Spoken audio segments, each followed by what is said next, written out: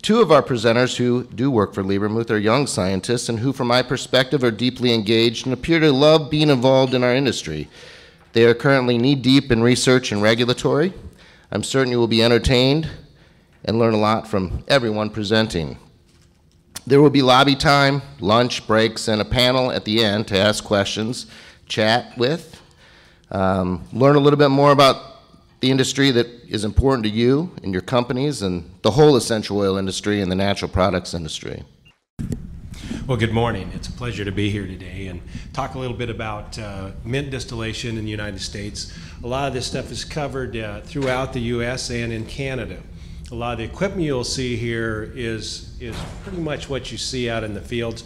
Some of the cooker tubs, the cooker vessels that are brought to the still, you'll see are upgraded now to larger sizes in different areas and also on the fifth wheel pull instead of a tractor pull. But we'll kind of get started here and kind of walk you through some of the basic process of this in the mint industry. We'll start here at the mint fields. This is your typical way to start planting. Some of these guys are planting regular stock on this side here. Find the, there we go. This side here, they're putting plantlets in by hand. So this is a mint root start program for propagation.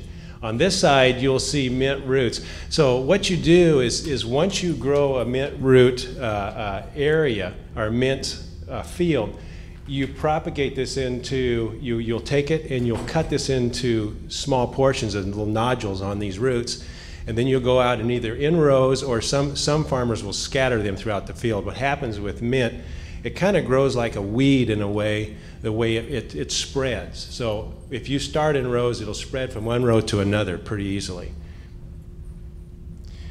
So we're back at after the mint's planted, and you'll see here, you're going to see peppermint and spearmint side to side here. This is a field probably planted either in fall or spring, depending on the areas and the climate.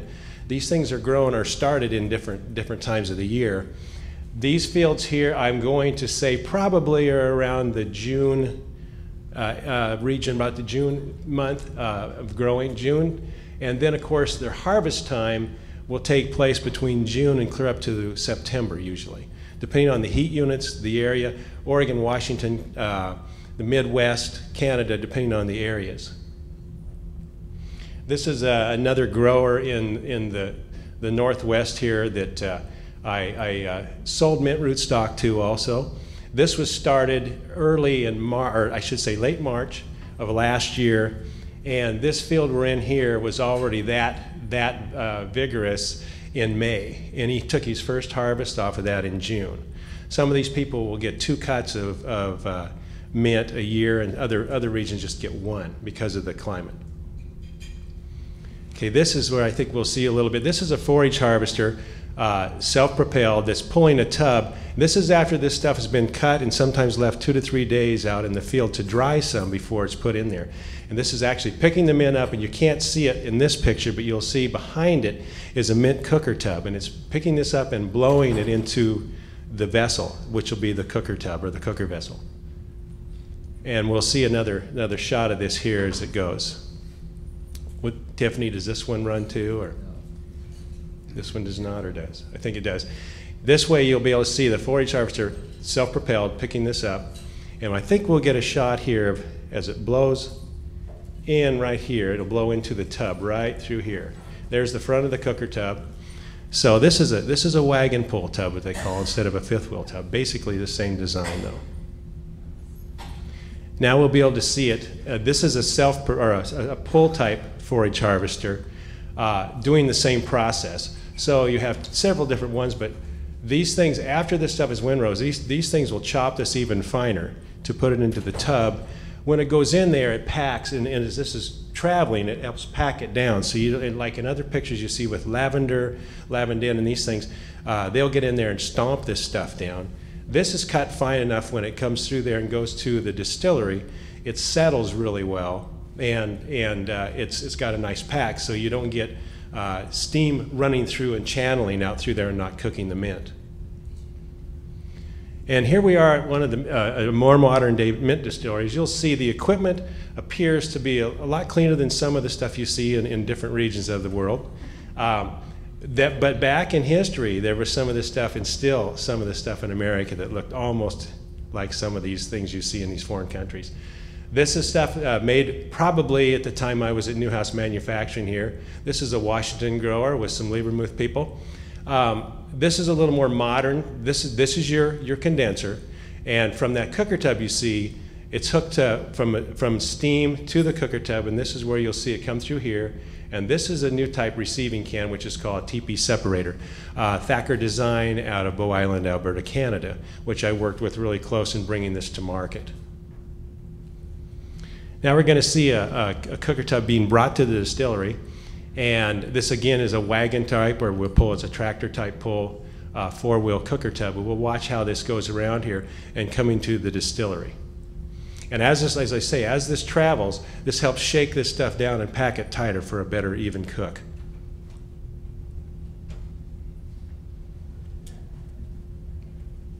This will take just a few seconds for them to pull around, but you'll see these are the steam lines that will be traveling into the distillery.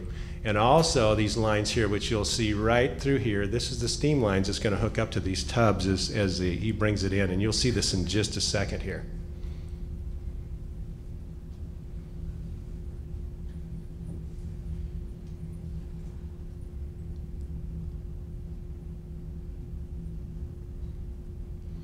As they bring these in here, you'll see that he'll take this steam line right here, and he's going to hook it to the side of the tub, approximately right here.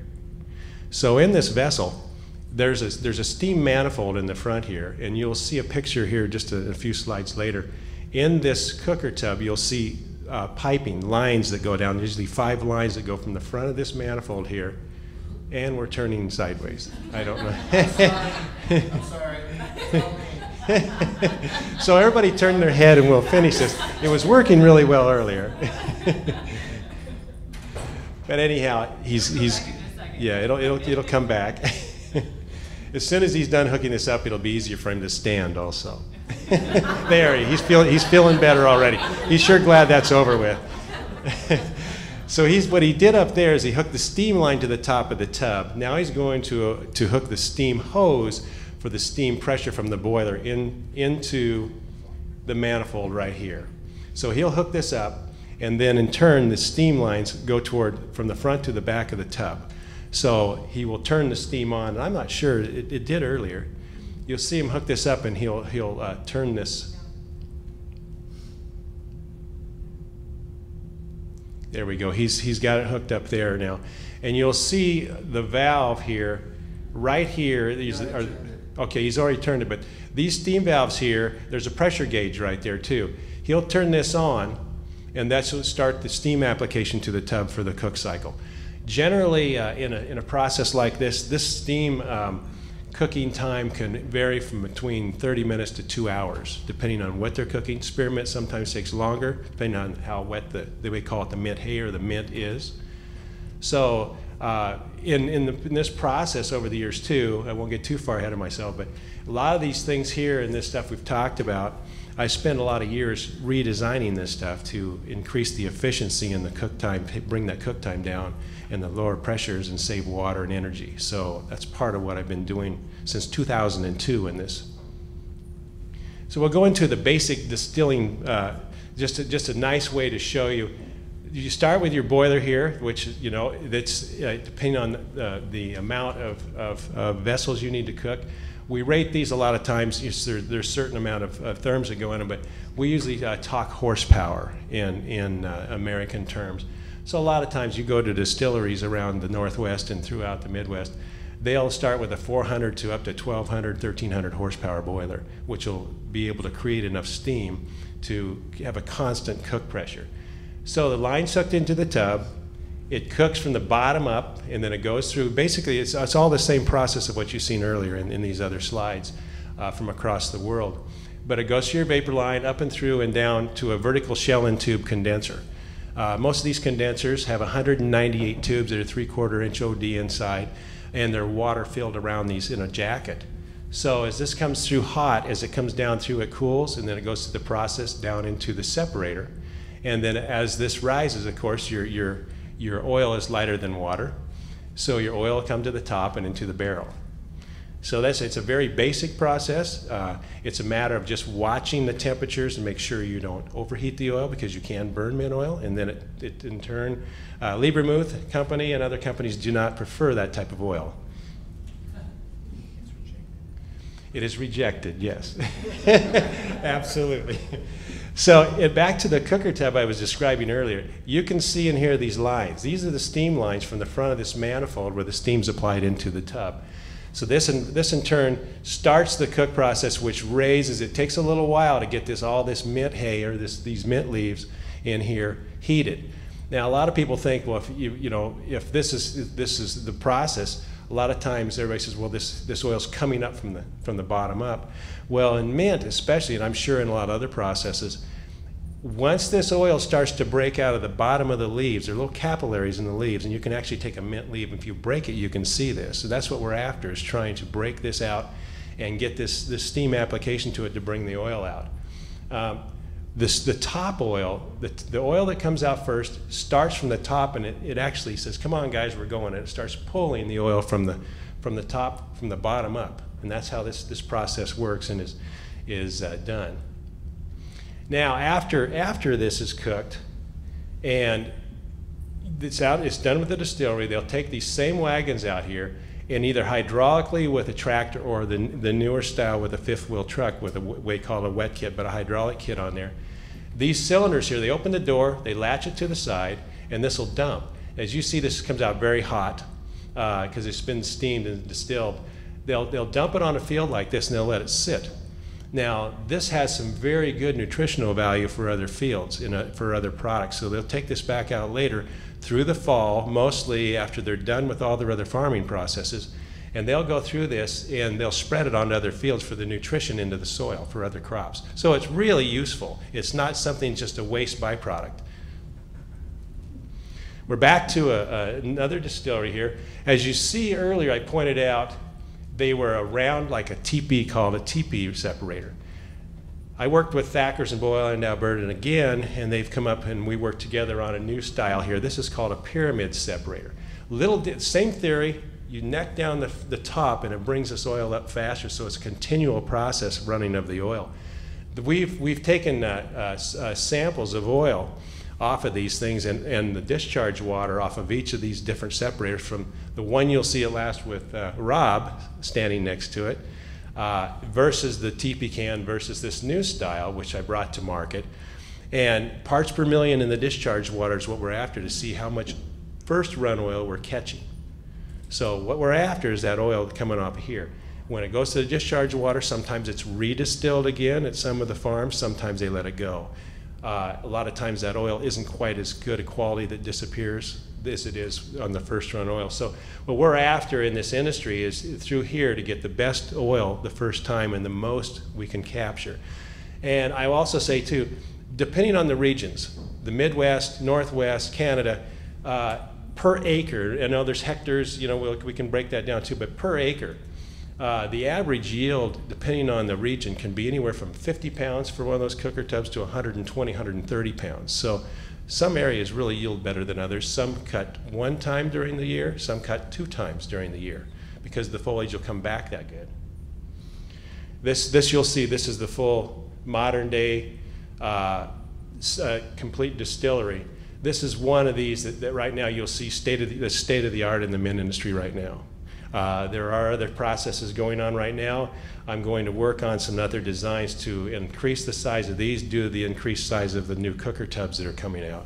So you can overrun these if you don't get enough volume in there for the separation process to happen. And we'll end with this. This is Rob, and he's a very happy man because he's smelling and seeing there's oil going to come out of there. This is an older type separator, which you've seen in some of the pictures in the previous presentation. But these have always worked okay, but there's a little more process to it. You've got to kind of coax them along. You've got to flush them up and down, hold the water, let the oil build. And you also dip through the water to see how the oil is, if it's diminishing in there. So old style, been around since the early or late 50s on. Some people still use these, but with the other style cans, like this one here, you can sit back and just pretty much have a cup of wine or a glass of wine and read a newspaper while it's running. And so this is why people like this. They got their couch there, their TV or whatever they're doing. They like that. They just watch it and make sure the heat in these condensers stay consistent. So that's the difference in them. And plus, again, they're catching more oil and you don't have to babysit it as much. You just know the approximate time this should come out. You can walk over to this sight glass that's right here, and you can actually flush this up once, time it for a minute or 2 minutes, and you know if the oil's still, it just quits coming. So it's really an easy way to do it, and it's more efficient. And what we're after this day and age now, again, is water efficiency, because we're not getting any more fresh water. It's hard to find. It's getting harder in a lot of regions, like California right now. Also getting a lot of these distilleries off of diesel into natural gas and propane, which is really making a difference in a greener footprint, less emissions. And again, more efficient distillery equipment and redesigning of the tubs and the steam lines, especially up here, some of the steam lines and larger lines, and decreasing the pressure in the boilers are increasing. The effectiveness of it is that where you had an 1.5 to 2 hour cook cycle, I've got some of these distilleries down now to 55 to 60 minutes and obtaining the same amount of oil and the same quality. So it's putting money back into the farmer's pocket, and in return, we're saving fuel, water, labor, everything we can do. So anyway, that's our guy right there. I just want to thank everybody, and I hope that was informative. Thank you. Our next presenter is Ed Fuchs. Ed is the R&D chemist at Lebermuth Company. He's been with Lebermuth for nearly 5 years. Ed began working as an intern while completing his undergraduate studies in chemistry. Ed continued working in the lab while continuing his studies in chemistry, where he received his master's degree from the Illinois Institute of Technology. The Browns know the love for the flavor and fragrance industry is in Ed's blood. Ed approaches every idea and essential oil discussion with passion. He enjoys working with redistillation equipment and regularly examines the redistillation model process. I'm personally excited to hear Ed's talk on the technical aspects of specific essential oils Lebermuth works with daily. Please join me welcoming Ed Fuchs.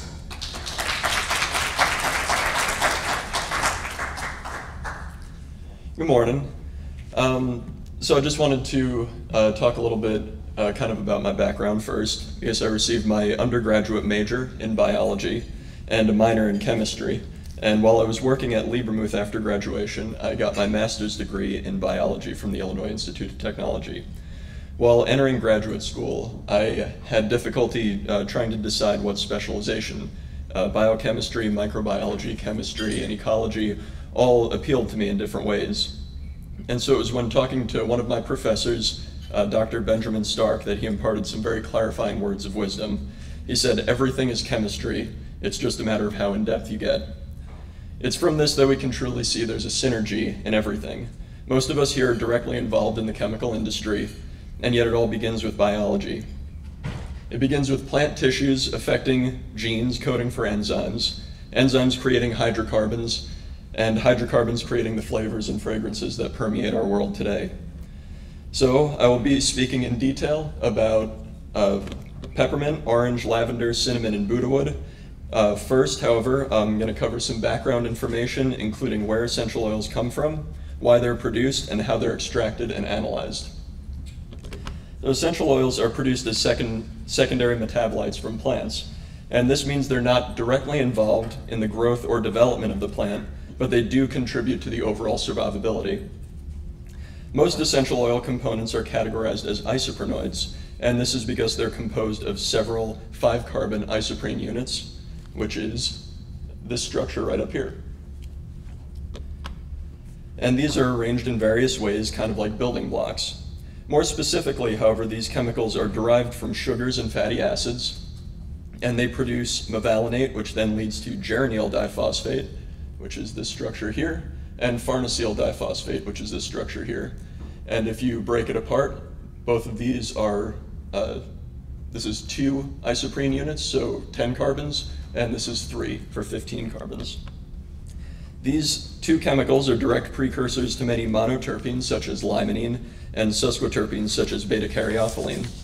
And another common biochemical route is through phenylalanine, which gives rise to phenylpropanoids such as eugenol and cinnamic aldehyde. And down here is phenylalanine, and the first step in turning this into an essential oil component is removing that amino group. Essential oils can differ greatly within different plant tissues, and they're deposited in a variety of ways. Most notably are the presence of essential oil glands, which sit on the outer cuticle of the leaf. The oil can also be stored in internal glands, produced through ducts, or excreted into resins. Now, we value essential oils for their aroma, but the value to the plant and to the environment is much different. Essential oil chemicals can function as insect attractants, repellents, antimicrobial agents, grazing deterrents, energy storage, and biochemical signal molecules. In many ways, they're analogous to the plant's immune system. Many essential oil components function as insect pheromones, and in this way, pollinators are attracted to floral components, which are often concentrated in the inflorescence or bloom of the plant. In other tissues such as stem, bark, leaves, and roots, antimicrobial, anti-grazing, and insect repellent chemicals are often concentrated in order to protect the plant. Since many essential oils contain oxygenated components, they can play a large role in energy storage. In this way, secondary alcohols such as borneol can be reduced into ketones such as camphor, which will regenerate NADH and feed into the energy cycle of the cell. This means that under certain circumstances, borneol behaves like a battery to the cell, allowing it to temporarily store energy if it needs to. Essential oils are extracted in a variety of ways, but most prevalent is steam distillation. And steam distillation, just as a brief review, involves passing steam through a botanical sample, which then carries the essential oil along with very small amounts of non-volatile materials upwards toward a condenser, where the sample returns to a liquid and separates out from water. Cold pressing is the second most common extraction method, and it's usually used in the extraction of citrus oils, and it's done by macerating and pressing the peel to separate out the oil from the plant. This gives a relatively comprehensive oil, which contains many non-volatile components, including waxes, flavonoids, and antioxidants, as well as the essential oil volatile components. Typically, secondary processing is employed to improve odor, usability, or in some cases, the overall quality of an oil. Many of these processes exist, but the most common is fractional distillation. Fractional distillation exploits the properties of boiling point in order to separate out individual components or groups of components from an essential oil. These oils are all mixtures of chemicals, and each chemical has its own relatively unique boiling point, or the temperature and pressure at which it turns from a liquid into a vapor. During distillation, the chemicals with the lowest boiling points vaporize first, and then so here's where the parent material would be. They vaporize first and travel up a packed column where they hit a condenser at the top and return to a liquid, and then get separated out and collected. Other types of secondary processing include molecular distillation, demethylization, washing, and bleaching. Essential oils are typically analyzed using gas chromatography. Using gas chromatography, we can identify and quantify the chemical components within an oil. Modern gas chromatography uses a capillary column, which is a very thin silica tube, which is coated with an absorbent film. The overall process of gas chromatography begins with injecting a small amount of essential oil into the column, which then absorbs onto the film. As the instrument slowly heats, and in the presence of a carrier gas, the chemicals will begin to vaporize out of the film and move into the stream of carrier gas and get swept towards a detector where the relative quantity is measured. This film is what determines a property called the column chemistry, and it may be selectively absorbent based on the type of analysis you want to perform. This is particularly important when analyzing peppermint oil, due to the high number of oxygenated compounds. Using a column with a polar film causes polar molecules to linger, which then helps to separate out chemicals based on their degree of polarity. And if you compare these two here, on the left we have on the left we have a polar column versus a nonpolar column. And right here we can see menthofuran and isomenthone are very close together. That's considered poor resolution. And over here, the menthofuran and isomenthone have maintained a much better resolution, and the major menthol peak has also been moved significantly away from them. Gas chromatography using chiral column chemistry can help determine adulteration in some essential oils. Chirality is defined as two chemicals which are non-superimposable mirror images of each other. If you're like most people, that doesn't make a whole lot of sense.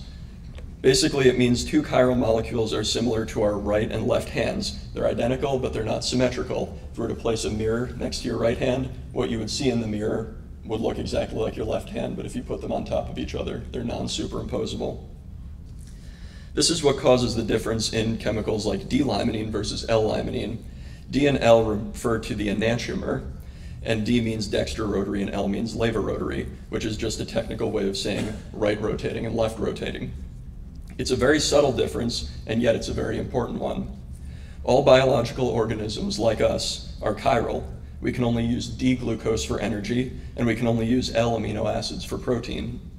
In the same way, the subtle difference of chirality, which is still difficult to determine analytically, is easy using our own sense of smell and taste. These chiral molecules interact with the receptors in our noses and mouths differently, making them smell and taste different as well. Everything in our bodies and in the bodies of plants are created using enzymes which create enantiomer-pure chemicals, meaning that they generally make one of the two enantiomers. Citrus creates almost exclusively D-limonene, whereas mint creates almost exclusively L-limonene. Synthetic chemistry tends to produce a 50-50 blend of both enantiomers, and this is called a racemic mixture. Using a chiral column, therefore, we can determine if synthetic chemicals have been blended in, or even if the wrong enantiomer of a natural chemical was blended in. It's also important to note, however, that symmetrical chemicals are not chiral, and so it's only a select few components within most oils which can give us an idea of chiral adulteration. For other types of adulteration, C14 testing can be done to determine if a petroleum derivative is blended into the oil. This type of testing checks the isotope ratio of carbon contained within the essential oil and compares it to the isotope ratio of carbon currently available in the atmosphere. Essential oils are derived from sugars, but unlike us, plants actually create their own sugars, and this is done through a process of carbon fixation. This means that they can take the atmospheric carbon dioxide, the same carbon dioxide all of us are exhaling right now, and turn it into essential oils. So in a small way, each of us is helping plants to make essential oils. This is also why, during C14 testing, we can compare the ratio of carbon isotopes in an oil to the atmospheric carbon isotopes available to plants living on the Earth today. If it does not match, it means that a petroleum derivative was blended in. Between chiral analysis and C14 testing, we can detect much more adulteration than a few decades ago. However, both analyses have weaknesses which can be exploited. For example, a non-chiral chemical derived from a natural chemical would be difficult to detect by these two test methods. Therefore, laboratories are always looking for better ways and better methods for identifying adulteration. So one essential oil with a particularly specific chiral profile and is very prevalent in the market is peppermint, which we've heard a little bit about already. Peppermint, which is Mentha piperita, was first discovered in England, and it was a hybrid between Mentha aquatica and Mentha spicata. As a hybrid, it was actually very rare in the wild, as it could only exist where both Mentha aquatica and Mentha spicata were growing and cross-pollinating. Mentha piperita was then cultivated and grown in the regions of its first discovery and tends to flourish around that same geographical latitude, which is about the 40th and 50th parallel. Since then, the plant has been cultivated worldwide, with the highest quantities being produced in the US and India. It's a perennial plant which is propagated through rootstock, and several varieties exist. However, the most popular is Black Mitchum. In the early days of peppermint farming, a devastating verticillium wilt tore through many of the crops, sparking a push to create verticillium-resistant plants. This was done through a process called mutation-selective breeding, which produced wilt-resistant plants, however, at the cost of lower oil yields. As a result, some farmers still grow the original Black Mitchum type, while others have switched to a more reliable Todd Mitchum or Murray Mitchum, which is the verticillium-resistant types. Peppermint is typically harvested once per year, although during particularly good growing seasons, 2 harvests can be obtained. The harvest typically begins mid to late summer, and timing is dependent on several variables, including quality and yield. Oil yield is the highest when leaves display a deep forest green coloration and the essential oil glands on the leaves have engorged to a size that's visible with a magnifying glass. Also of great importance is the bloom, which contains a concentration of menthofuran.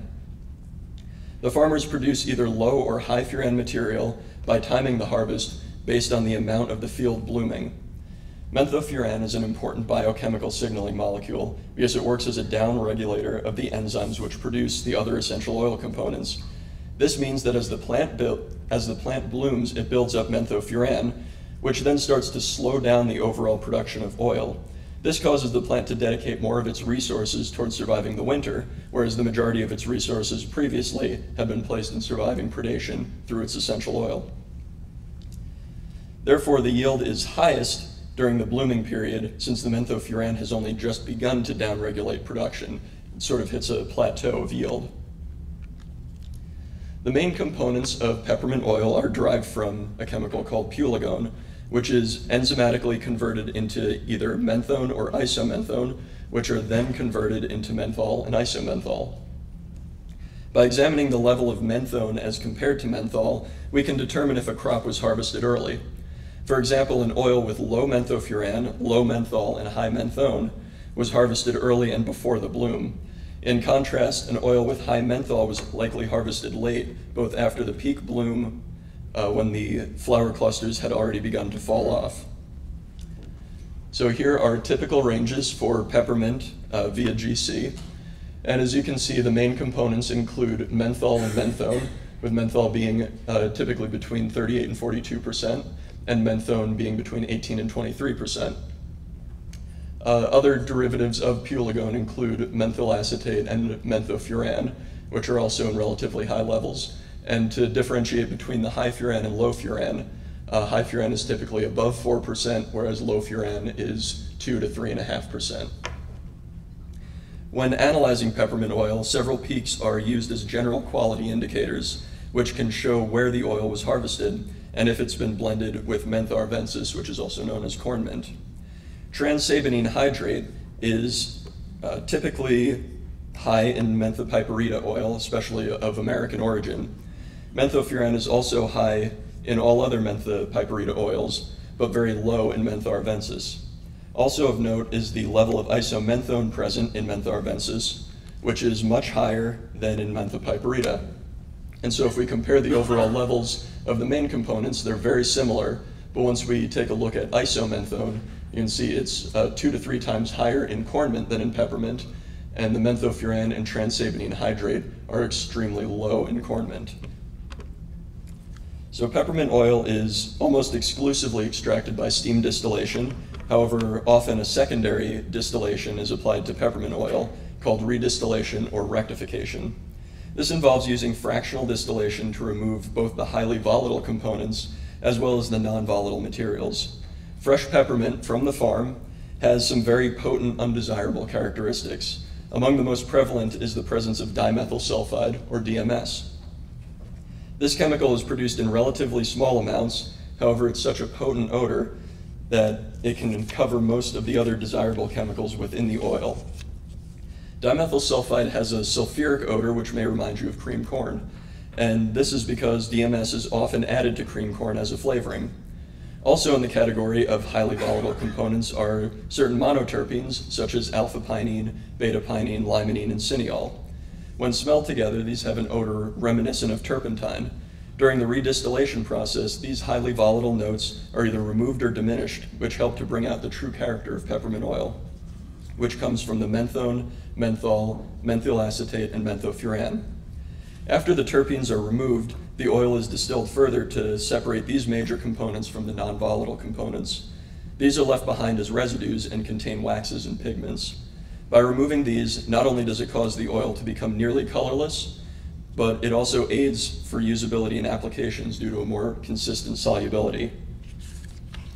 One of the hallmarks of mint is the abundance of L-enantiomers such as L-limonene, L-menthone, and L-menthol. In citrus, however, the D-enantiomer is much more favored. Citrus sinensis includes many varieties of sweet orange, but most notably for the essential oil industry is Valencia orange. Citrus sinensis is actually a hybrid of pomelo, which is Citrus maxima, and mandarin, which is Citrus reticulata. Since these two species of citrus do not cross-pollinate, they were originally made by grafting, which occurred in China around 100 AD. Since then, the fruit is capable of a biological process called nucellar embryony, and all that means is that it's capable of producing its own seeds asexually, and that's basically cloning itself. So as with most citrus, orange oil is primarily extracted through cold pressing. As a result, orange oil commonly contains many waxes and flavonoids. However, it also contains some very important antioxidants, specifically the tocopherols, which are depicted right down here. At first glance, orange oil seems to be very uninteresting. The main component, D-limonene, typically comprises over 95% of the oil. Limonene on its own, however, has a relatively weak odor. The true character of orange oil is found in the small components such as decanal, linalool, valencine, and nucotone. In straight orange oil, these chemicals occur only in very small amounts. As you can see, the D-limonene content is usually up around 95%, followed by beta-myrcene, and the remaining 98% of the oil is broken up between these components and even more trace components.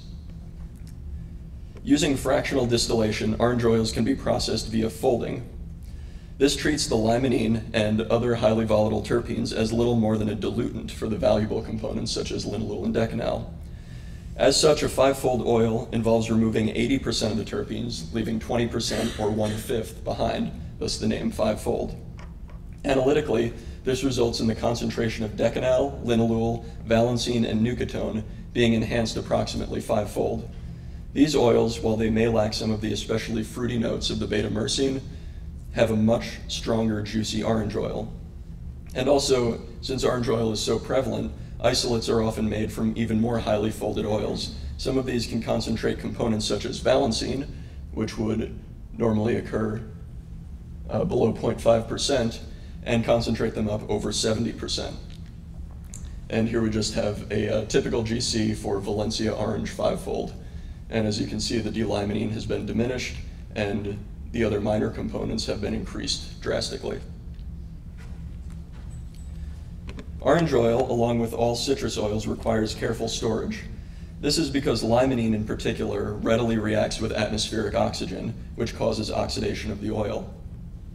Oxidation is a highly chaotic process, which results in many undesirable byproducts, which often contribute to off odors. Even a small amount of oxidation can have a noticeable aroma, which may be difficult to detect through GC analysis. Oxidation primarily leads to a chemical called limonene oxide, which is shown right over here. And it's just an epoxide form of limonene. Limonene oxide is listed as a skin sensitizer, so its usage may be restricted in certain applications. Limonene oxide also has a fresh citrus mint type of odor, which is not always perceived as an off odor in orange. The next most common oxidation byproducts are carvone, carviol, and dihydrocarviol. Since orange oil contains D-limonene, the oxidation products are D-enantiomers as well. This means that the carvone has an odor characteristic of caraway, as opposed to L-carvone, which is characteristic of spearmint. The limonene can also break down into a slew of other byproducts, all of which are oxygenated forms of limonene. Some researchers have tried to use the total number of oxygenated compounds within an oil as a measure of oxidation. However, this would also include many of the naturally occurring and desirable aldehydes such as decanal and alcohols such as linalool within that measurement, which compromises its accuracy. Oxidation requires the presence of oxygen, usually from air, as well as a small amount of energy, even in the form of heat. Therefore, the best way to stop oxidation of citrus oils is to store them in refrigeration with minimal headspace in the container. This latter consideration may also be achieved by filling the headspace of the container with nitrogen in a process called nitrogen blanketing. Orange oil also has its own series of antioxidants, namely the tocopherols, which are present in the oil due to the cold pressing extraction. These become concentrated in the folded oils, and as such, they're much more resistant to oxidation than straight orange oil. The most prone byproduct of orange oil is the terpenes, which have almost no tocopherols present.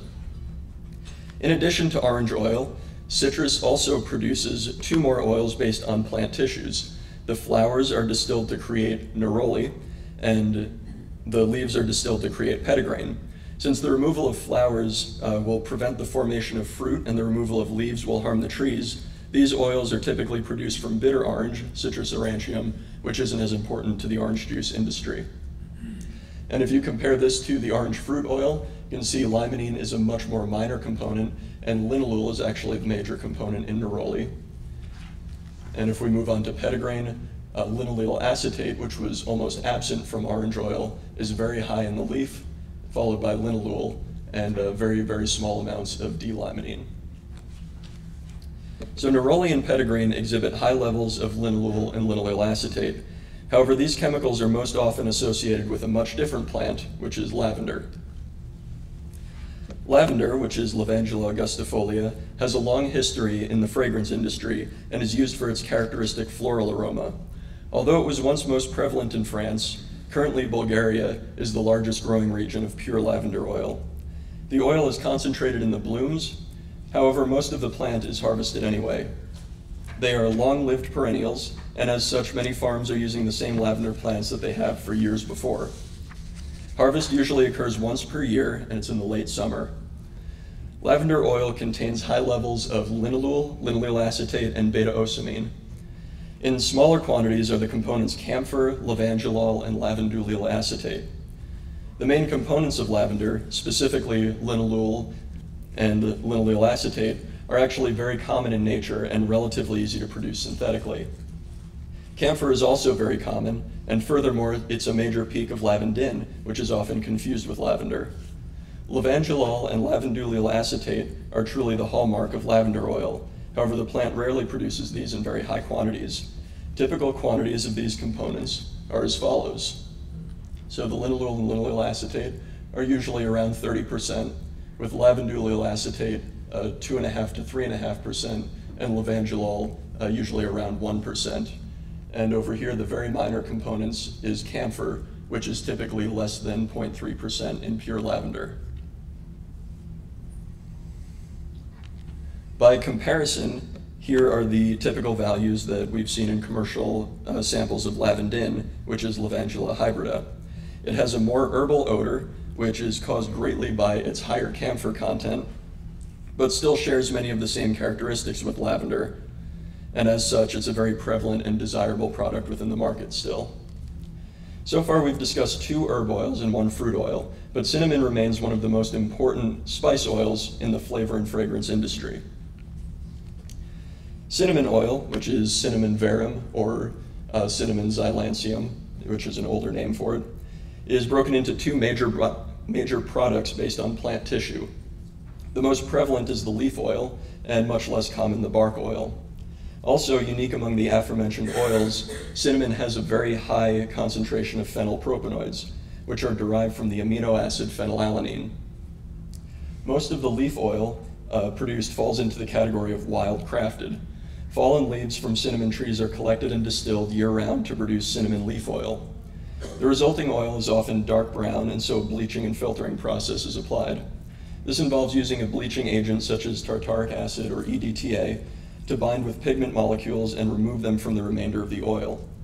The resulting oil is yellow with the following composition.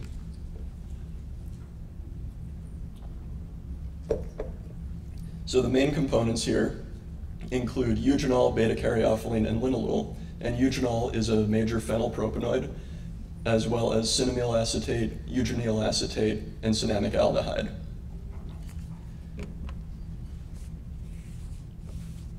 Cinnamon bark oil is typically produced as a byproduct of the spice industry. The trees are grown on plantations where the stems are cut down after they've become established. After this initial cutting, the stump regrows several stems, which allow the tree to be partially harvested year-round. The peak harvest time is usually just after a rain, since this allows the bark to peel more easily for use as a spice. These cut sections of bark are rolled into quills, and the inferior quills are used to create the oil. And the oil typically has the following composition. Major component is another phenylpropanoid, cinnamic aldehyde, with much smaller amounts of eugenol, but it also contains linalool and beta-caryophyllene, just like the leaf oil. Cinnamon oil is often called true cinnamon in order to differentiate between it and cassia oil. Cassia is very closely related, however expresses some unique odor characteristics. The composition of cassia is as follows. Has very high cinnamic aldehyde, but it also has a very broad range of orthomethoxycinnamic aldehyde. And this has a spicy cinnamon odor, reminiscent of cinnamic aldehyde, but it's much drier and can seem chalky. And as a result, true cinnamon oil is often preferred for a sweeter, purer flavor and fragrance. One of the most exciting aspects of our industry is the discovery of new commercial crops, and Buddha wood is one of these such crops. Buddha wood, which is Erimophilia michelii, is a native Australian plant, and it grows as a large shrub to a small tree. In certain areas, it's actually considered a weed, so cultivation is prohibited. It grows in almost any soil, and as a result, tends to be found in very dry, sandy regions. This presents an issue for the environment since it makes them perpetuators of forest fires. Within the past 2 years, an agreement has been made with some Australian essential oil producers to cut down the trees and distill them for essential oils, which has finally secured a reliable supply. The odor of Buddha wood is woody and smoky, with many vetiver and sandalwood notes. It also contains a distinct fruity note reminiscent of prune and subtle agarwood notes as well. Analytically, however, it's entirely unique. It contains mainly ketones, which are derivatives of the erimophiline skeleton. So the majority of the oil is comprised of erimophiline, followed by different derivatives of erimophiline, which are 8-hydroxy-dihydro, 8-hydroxy, and 8-hydroxy-dehydro.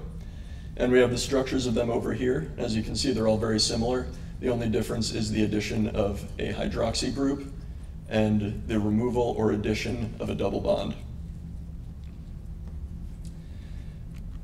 One of the interesting aspects of Buddha wood is the presence of these erimophiline derivatives. The erimophiline skeleton is the above structure, right here, which is very closely related to the eudesmane skeleton. The only difference is this peripheral carbon has been moved to the bottom on the erimophiline skeleton. This may not seem very critical, but it actually breaks the isoprene rule of terpenes. The isoprene rule was first conceived of in the 1950s by a researcher named Leopold Ruzicka, who won the Nobel Prize for this discovery.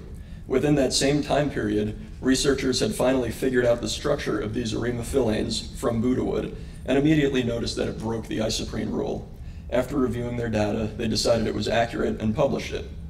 It led to a mild uproar, but nobody could find out what they had done wrong.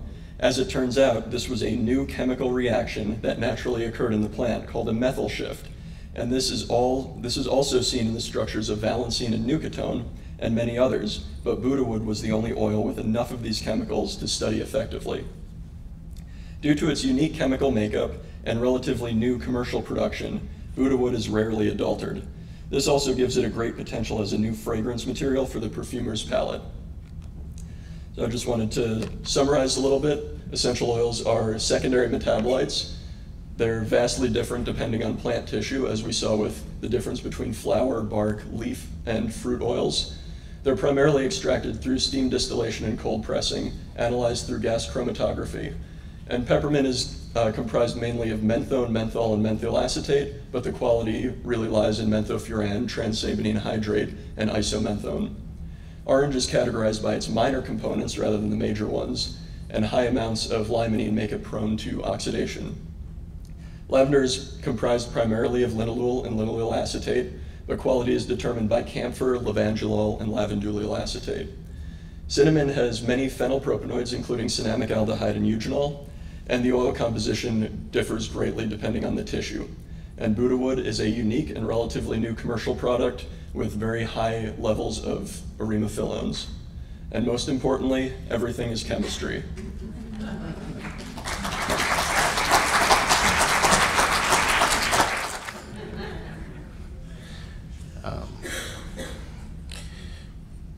Our next speaker is Jim Fuchs. Jim is Lebermuth's Chief Perfumer and Executive Vice President. Jim has over 30 years of experience in the fragrance industry. And Jim began his career under the direction of Claude Deer at Mon. Jim continues his perfumery career at Drome and Interome. He finally found the right place when he came to work with the Brown family. Right, so I like to recount one of Jim's comments that he spoke of in 2007. Jim stated that he had never had the abundance of essential oil choices in his creation palette at any time in his career. He was excited to work with so many natural raw materials. But today I advocate there's no perfumer in the world more knowledgeable in compounding essential oils and natural ingredients materials. Please join me in welcoming Jim to share some insights on creating fragrances utilizing 100% natural ingredients. Again, good morning, everyone. And as you know, it all began with Mother Nature. Right? Which one is this now? This one? Ed, do you know which one? Okay. All right, it all began with Mother Nature. But when? Picture this.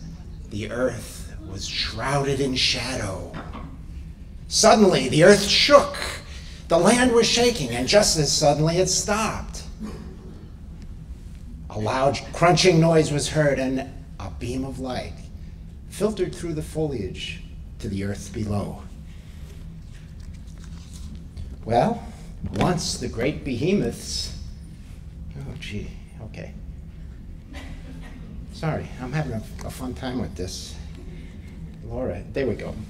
Okay, once the great behemoths of the Jurassic ate their way through the protective canopy of vegetation covering the earth, sunlight penetrated the ancient foliage, and so began the age of flowering plants, pollinating insects, butterflies, and bees, and the beginning of the age of essential oils and scents as attractants to propagate plant species.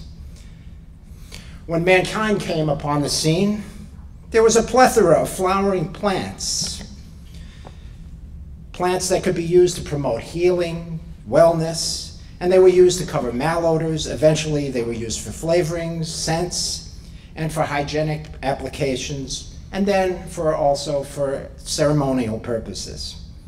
So, originally, there were no unnatural choices when it came to what to use in a fragrance creation. Everything used in the creation of fragrance, whether used for wellness, hygienic, religious, or beauty treatment, was natural, organic, and for the most part, sustainable.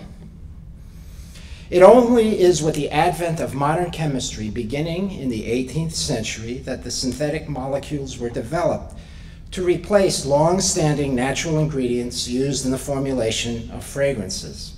Perfumes and perfumers worked on available rich and royal, which were only available to the rich and royal class, were used for religious celebrations, began to use and be received by the middle class. And more of the general population were using fragrances. So it might be argued that the advent and development of chemistry was precipitated in part by the commercial need to discover odoriferous molecules in common fragrance materials in order to sustain that demand. After all, synthetic materials, which were based on the natural material and produced from petroleum-based sources, could be produced without the constraints of adverse climatic conditions, or wars, or pestilence, or lengthy hazardous transportation on overseas routes.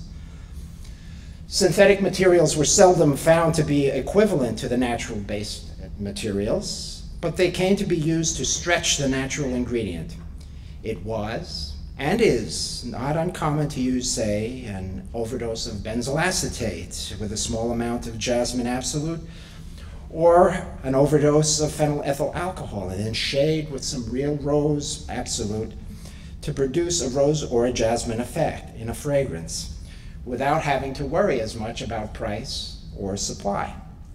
Unfortunately, as synthetics found more and more application, the beauty and unique character of natural materials became less and less appreciated commercially. New molecules developed from known moieties not found in nature, and these became more and more prevalent in fragrance creations. And soon, these synthetic materials became the overdosed part, and naturals became the ingredient used to soften or shade the overdosed character. Even so, there simply are some natural materials for which there are no substitutes. But before we get into that, let's discuss a little bit about perfumery. So what is it that a perfumer does when he or she works on a perfume? Well, a perfume is viewed as a mixture that is comprised of top note, middle note, and base note in all simplicity. And what would you suspect the top note would be comprised of? Well, very volatile things like orange, lemon, grapefruit, things like that. And the middle note would be comprised of other materials. But the trick of the exercise is to get that continuity from top to bottom. So for example, I was recently in a store in Europe and I sampled a perfume. And this perfume smelled great, let me tell you, it was wonderful. Had this delightful top note, a little bit of smokiness. I put it on my skin, it started to dry down into a nice woody character, a great body. And 2 hours later, all you could smell was an amber note. So that perfume would be considered a bad perfume. It would be considered to have holes in it because it didn't maintain its identity from top to bottom. So that's the challenge that a perfumer has to do. So in looking at some of these things, let's take a look at some of the oils. These are some of the oils that are without substitute. So we mentioned orange oil, lemon oil, grapefruit oil, and then lavender and geranium. Those would be some ideas of middle notes that you could use. Before we were mentioning petitgrain. Petitgrain is also a middle note because it takes the top and it links it to the middle of your blend. So is bergamot. Bergamot's another one. Sandalwood and cedarwood would be considered to be base notes. And iris would also be considered a middle note. And then there's olibanum. Where would the Catholic Church be without frankincense? Okay.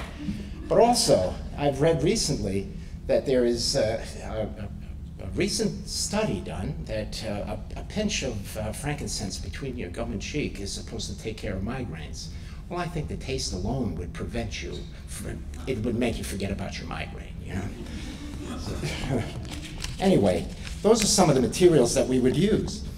And all of these are sourced naturally and throughout the world. Now, many of these are common, yet indispensable to the perfumer's palette and are used extensively in all facets of perfumery.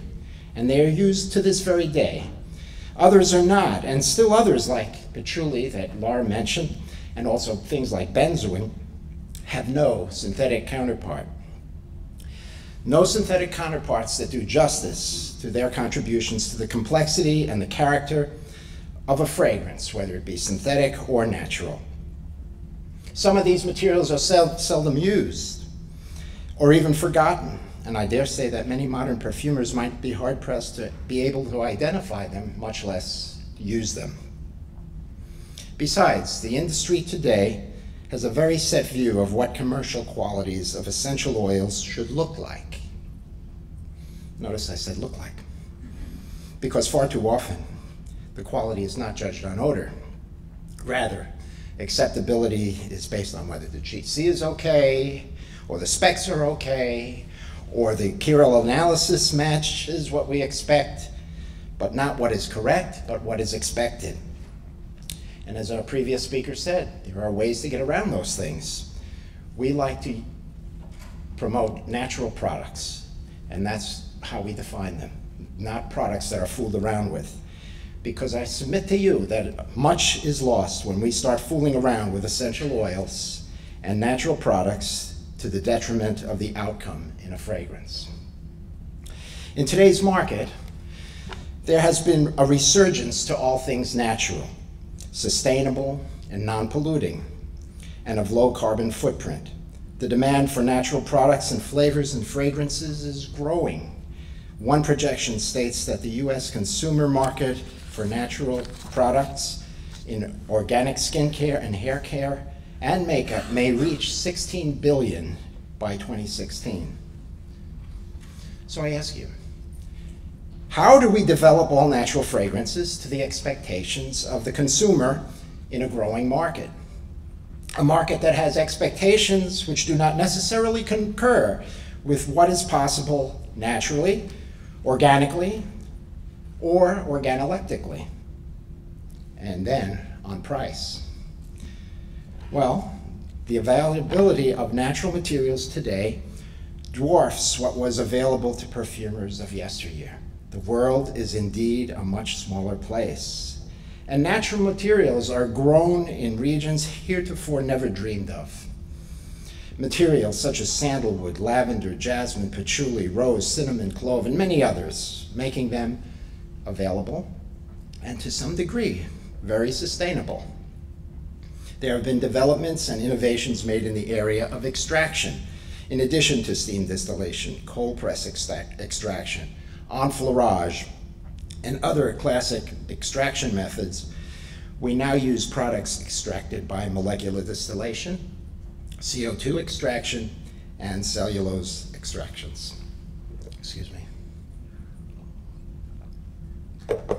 These forms of extractions are preferred because they do not affect alteration of the oil. The oil remains essentially intact. There are many other products that were not known and are relatively new to the palate of the perfumer, such as Ravinsera, Manuka, Nutka oil, and Niaouli. And here's the challenge and the good news. These materials come from different places and different growing locales, and they allow for a certain degree of captivity. A fragrance can contain a captive material or a captive accord simply by specifying the quality, source, and its origin. So, for example, here we have some Hawaiian sandalwood. We also have East Indian and Australian sandalwoods. We have chamomile versus chamomile Roman and chamomile German. And of course, all the various sources and types of peppermint that are produced in various growing regions throughout the world. Even common citrus ingredients such as orange, lemon, and grapefruit, the first three on our list, can be combined into accords that source different origins and give very different, intense citrus and juicy renditions, which are markedly more citrusy and juicy than their single-sourced components. So let's take a look at those. For example, here's a simple lemon, but notice it contains lemon California, lemon Italian, lemon Argentine, lemon five-fold from Florida, and a lemon fresh oil. That'll make your mouth water. It's like a gumdrop. It's absolutely beautiful. Or let's take a look at this one. This one is a simple orange. Orange Valencias. Just about everyone on there, except for the blood orange, is the same kind of species that we were talking about before. But the orange sweet Valencia at 71% is a mid-season type, and the orange fresh oil Brazilian is an early season. So here you have a blend of 5 different oranges that smell like Tropicana. Or how about a simple grapefruit oil, where we take grapefruit white from Florida, we add back some of the Nootka tone from a grapefruit pink, and then grapefruit white Texas with a little bit of five-fold from Belize. Pretty simple stuff. But when was the last time you paid attention to that kind of thing, especially in a development setting. What is the first thing you look at when you smell fragrance? What is the first thing you perceive? The top note. Don't you want that to blast? Don't you want that to hook with a person? So that's where we have to begin. And these are only part of the top note. So, in addition to natural isolates, we have, in addition, natural isolates of common components used in modern fragrances, and these are becoming increasingly available, enabling the modern perfumer to bridge the best of both worlds while still creating a fragrance that is all natural, sustainable, complex, and unique. So let's take a look at some other possibilities of blended naturals. Let's look at eucalyptus oil. We looked at that a little bit before. Eucalyptus is a commonly used essential oil that is used in all classes of fragrance applications, from industrial to fine fragrances. And its main component is 1,8-cineol.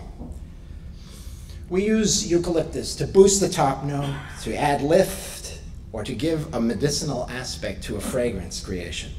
It is also used heavily and in various flavor applications. But 1,8-cineol is very commonly found in nature in a variety of essential oils that offer a wide spectrum of possibilities that can give a unique character to a fragrance. Let's take a look at some of these, okay? Some of these oils contain 1,8-cineols at trace levels, and many as high as 60%. For example, it mentioned before, as in the case of lavender, that we can have trace to 2%. Spike lavender, the hybrid, that element that Laura mentioned, can contain 25 to 30% as 1,8-cineol. And then there is the hybrid, and that can be a little higher. That can be up to 8% of 1,8-cineol. Well, what about that rosemary that we were talking about? Well, that contains 30 to 35% of this 1,8-cineol. And then an organic rosemary called rosemary verbenone contains 45 to 50%. I didn't talk about, rosemary Spanish because it contains 50% 1,8-cineol, but it's often not clear whether it's natural or not. You have to be very careful. But all of these are the usual suspects, right? These are the usual things that we use. We expect to use rosemary. We expect this with eucalyptus. But what about some of the other more uncommon oils that contain 1,8-cineol, such as laurel leaf, myrtle, stotious oil, cajeput, niuli? All of these give unique aspects to a fragrance creation that can feel familiar because they have the cineol note, but can offer a completely new herbaceous twist to a fragrance creation. And if we use these in conjunction with one another, the possibilities are endless. You might want to consider at some of these oils, and also to start to think of fragrance development in terms of using natural moieties that are outside of the box, or even outside of the common comfort zone. At the very least, their use makes a terrific marketing story. Well, another favorite of mine is blue chamomile. I find the character of blue chamomile to be one of the most beautiful herbaceous notes on the palate. Its effects are often understated, and usage is hampered because of price. And of course, the blue color tends to give away its presence in a composition. However, there are many other materials that contain the blue note, or chemagiline, such as tansy, milfoil, wormwood, and blue cypress. And if you'd like to smell some blue cypress, I have some up here. And these oils also contain those thujones that we were talking about before, which have a woody mentholic odor character, familiarly associated with absinthe, which adds another dimension to our consideration here. Because along with armoise, cedar leaf, and sage dalmatian, which are also high in thujones, the accords which are possible with these materials give some really interesting effects for all natural fine fragrance applications, especially in the men's category. So I know what you're thinking. You're thinking, well, what about the price? Yes, naturals and naturally sourced isolates are more expensive. But I can remember in the late 70s and 80s, in the early 80s, that the flavor industry underwent a similar transition, where the market moved towards natural flavorings. The pundits at the time proclaimed that the marketplace would never sustain the price increase of natural over synthetic. This simply didn't happen. Natural flavors were willingly embraced in spite of the higher cost, and the consumer continues to value them. Now we are poised to see the same situation developing with all natural fragrances. Well, I hope I gave you a little bit of a taste of what naturals can bring to the palate of a perfumer and to your products. Whether essential oils are used in application, in conjunction with synthetic materials, or in all natural applications, there has never been a better time to explore these possibilities. And perhaps, and maybe, we need to think about how we use these oils in our perfumery. Maybe we can use them differently. After all, our industry is changing. With the current regulatory climate, naturals may still be in a better position to find acceptability for use in fragrances than synthetics. In our current regulatory climate, consumers are still more likely to perceive naturals as a better alternative than synthetics, even if subjected to the same regulatory restrictions and concerns. Add to this the attractive prospect of fair trade. Naturals in perfumery have a bright future indeed. So in conclusion, in a very real way, modern perfumery today is returning to its roots. Natural, organic, and sustainable sources are becoming preferred. New essential oils, isolates, and innovative extraction methods are naturally expanding the perfumery palette. And we are using materials from natural sources that can be substituted for synthetic counterparts. Modern perfumers can now naturally explore new captive accords. Thank you.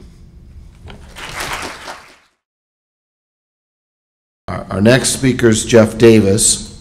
In any litigious society where lawyers wield great powers, companies need bench strength like Jeff. Jeff is Lebermuth Company's regulatory affairs manager and has been with the company since 2012. He's got a passion for absorbing an amazing amount of technical data and being able to distill it down to a Cliff Note version for folks like myself. And Jeff is really, truly one of the many glues at Lebermuth that holds us all together. Please welcome Jeff, and to hear his take on the regulatory landscape in the flavor and fragrance industry.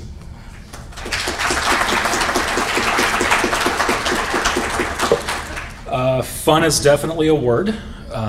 Not always the word I would use, but it's a word. So, good afternoon. Today, we're just going to talk about a couple more of the social issues related to essential oil production. We're going to talk about Fair for Life program and sustainability.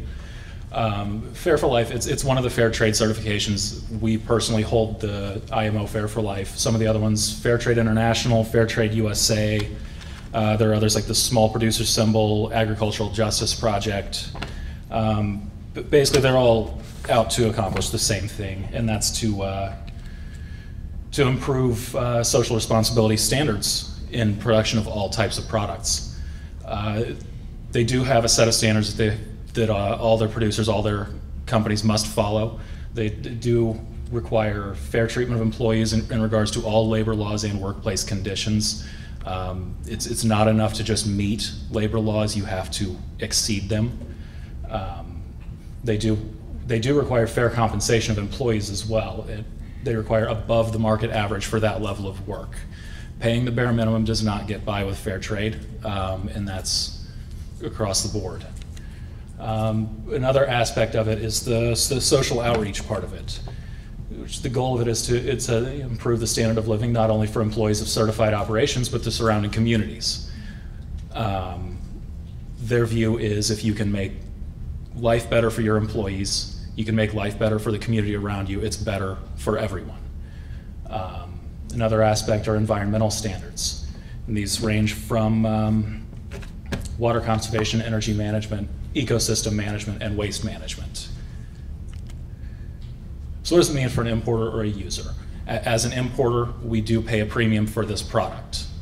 Obviously, with those standards, there are going to be some increased costs to get workplace conditions up to snuff, to get the wages where they need to be in order to qualify for certification. Importers help defray that cost. Another step we've taken, we have actually helped, we contracted with a producer in India for mint oils and a couple others, and we covered their certification costs as well in an effort to help them achieve their goals. It is a per unit fee. In the case of essential oils, it's per pound. In other things, I graduated from an engineering school, so I would be remiss if I didn't say per widget. It is an explicitly stated fee in the contract, so it doesn't change every time. It's pre-negotiated. We know what it is going into our purchase. They know what it is when they're getting ready to sell us something. On their end, once we've paid that fee, they have to keep their documentation in place to show that that premium fee was used to either help cover wages for their employees or go back into the community to make life better for everyone around. These are the essential oils that are certified through Fair for Life. I did not look into Fair Trade USA or Fair Trade International, as I have more access to this system. Basically, a lot of these are available from India. What I've found is that not only do you see these oils coming from their typical standard growing regions, but you'll see things like the tea tree oil is from a plantation based in Kenya. Tea tree is typically something you'll find in Australia or in China, but coming from Africa is a little bit different. Kenya also has eucalyptus palmarosa oil coming out, cinnamon oil from Southeast Asia, that's a standard growing region for that, as we've talked about today, and eucalyptus and geranium coming out of the Democratic Republic of Congo. So it's a little bit different. We haven't evaluate any of those materials to see if there are differences in quality or differences in organoleptic properties. But it may be something that we look into in the near future. So now we're going to switch gears a little bit and talk about sustainability. There are a lot of different definitions for sustainability, from the simplest one, which is just the endurance of systems and processes. Business would be to take steps to ensure a continued supply of materials. And then there's an agricultural sustainability, just farming using methods that support and enhance future production. That's all well and good, right? So what does it mean? There's some basic aspects of sustainability. They're very similar to what you'll see in the fair trade. Sourcing sustainability. Is the material in question renewable? Renewable material is obviously a lot more sustainable than non-renewable. Does the harvesting and or manufacturing damage the future supplies of the material? That does happen in some cases. We'll talk about specific instances of that toward the end of this presentation. And is it cost effective to use this material? Not just from a price of the material, but you're talking getting that material from its source to you. You have to talk transportation costs with that. There's environmental sustainability, water management. 70% of the worldwide fresh water supply is used for agriculture. In developing countries, that's closer to 80 or 90%. That's a lot of water. If we can find ways to reduce that, that would obviously free up fresh water for everyone else. If you can use less water to achieve the same goal, you're going to help prevent soil erosion, reduce chemical runoff, help reduce crop diseases by not leaving water standing at the base of a plant, not leaving the plant material soaking wet to allow the pathogens to get there. That's going to help improve the actual health of the crop, the crop moving forward. Reduced fertilizer or pesticide usage. If you use some better agricultural practices, you can reduce the total use. Crop rotation is one way to achieve that goal. And for those not familiar, crop rotation is simply not growing the exact same thing in the same spot from one growing season to the next. So in America, in the Midwest, we have a couple main crops. We have corn, soybean, wheat. You'll see 1 year in a field, corn out there. The next year is wheat. The next year is soybeans. Each crop takes different things from the soils and puts different things back in the soil. So by rotating crops through, you're reducing the amount of fertilizer you have to use to keep that soil viable for the next time you want to grow corn. Drip irrigation is another way, and this actually will help. Drip irrigation is also known as trickle irrigation, micro irrigation, or localized irrigation. Standard irrigation practices are huge rigs that spread the length of a field that need to be moved several times by a tractor. They basically spray water into the air, spray water all over the field, and wherever it lands, it lands. Drip irrigation, you would run one line down the middle of one main water line down the middle of the field, and then run side lines off of that the water is then delivered closer to the plant. You're able to keep that closer to ground level. You won't have as much evaporation that way. You won't lose it to being imprecise. Studies have shown that drip irrigation can reduce overall water usage in the field by 30 to 65%, depending on the design. Another advantage, you don't have to level the field. With traditional irrigation, for the most part, the apparatus needs to be level. Drip irrigation, it's wherever you run the pipes. So you can run it down a hill, up a hill, whatever the case may be that you need for that. And like I said, when you move the traditional irrigation, you'll need the tractor to do that. Drip irrigation, that's not an issue, so now you're not wasting fuel and time with the tractor. Greenhouse gas reduction is a huge one. Sources of renewable power, obviously solar, wind power whenever needed. There are cases for, say, farm distillation, what you saw earlier. I know we saw I believe it was in Indonesia, you could tell where the farm distillers were because you'd see the wood piled up. Well, one of the things that a lot of producers are going to, they're finding environmental debris such as downed trees or things like that, and they will go and use that as their fuel instead of sourcing water, instead of using a non-renewable fuel source. Another way they'll do it is they will take spent material from distillation. After they've distilled the oil, they will let it dry, and then in some cases they will burn that to fuel further distillation of more product. Another aspect of environmental sustainability is reduced waste. We all know about the use of post-consumer material, improving packaging design to minimize waste. All of this will put less stress on landfills. So we have some particularly concerning crops as far as sustainability. Palm oil is a huge one. Palm oil has been over-harvested in a big way, and those effects range past just not having palm available. That's taking away from the ecosystem for other organisms that need to live there. There is certified sustainable palm oil on the market. Another one is close to home, coffee. Coffee is threatened by increased demand as much as anything else. The world population is growing. Coffee is becoming more popular. It's huge demand on it. The other is climate change, which is reducing the amount of available land to grow coffee. Coffee is very particular that it requires a certain temperature, I believe 15 to 23 degrees Celsius. And as the temperature rises, there's a smaller zone in the planet that supports that type of growth. Cocoa is another one. I just saw articles within the last few weeks about threats to the cocoa supply. And the biggest threat to cocoa, though, is disease.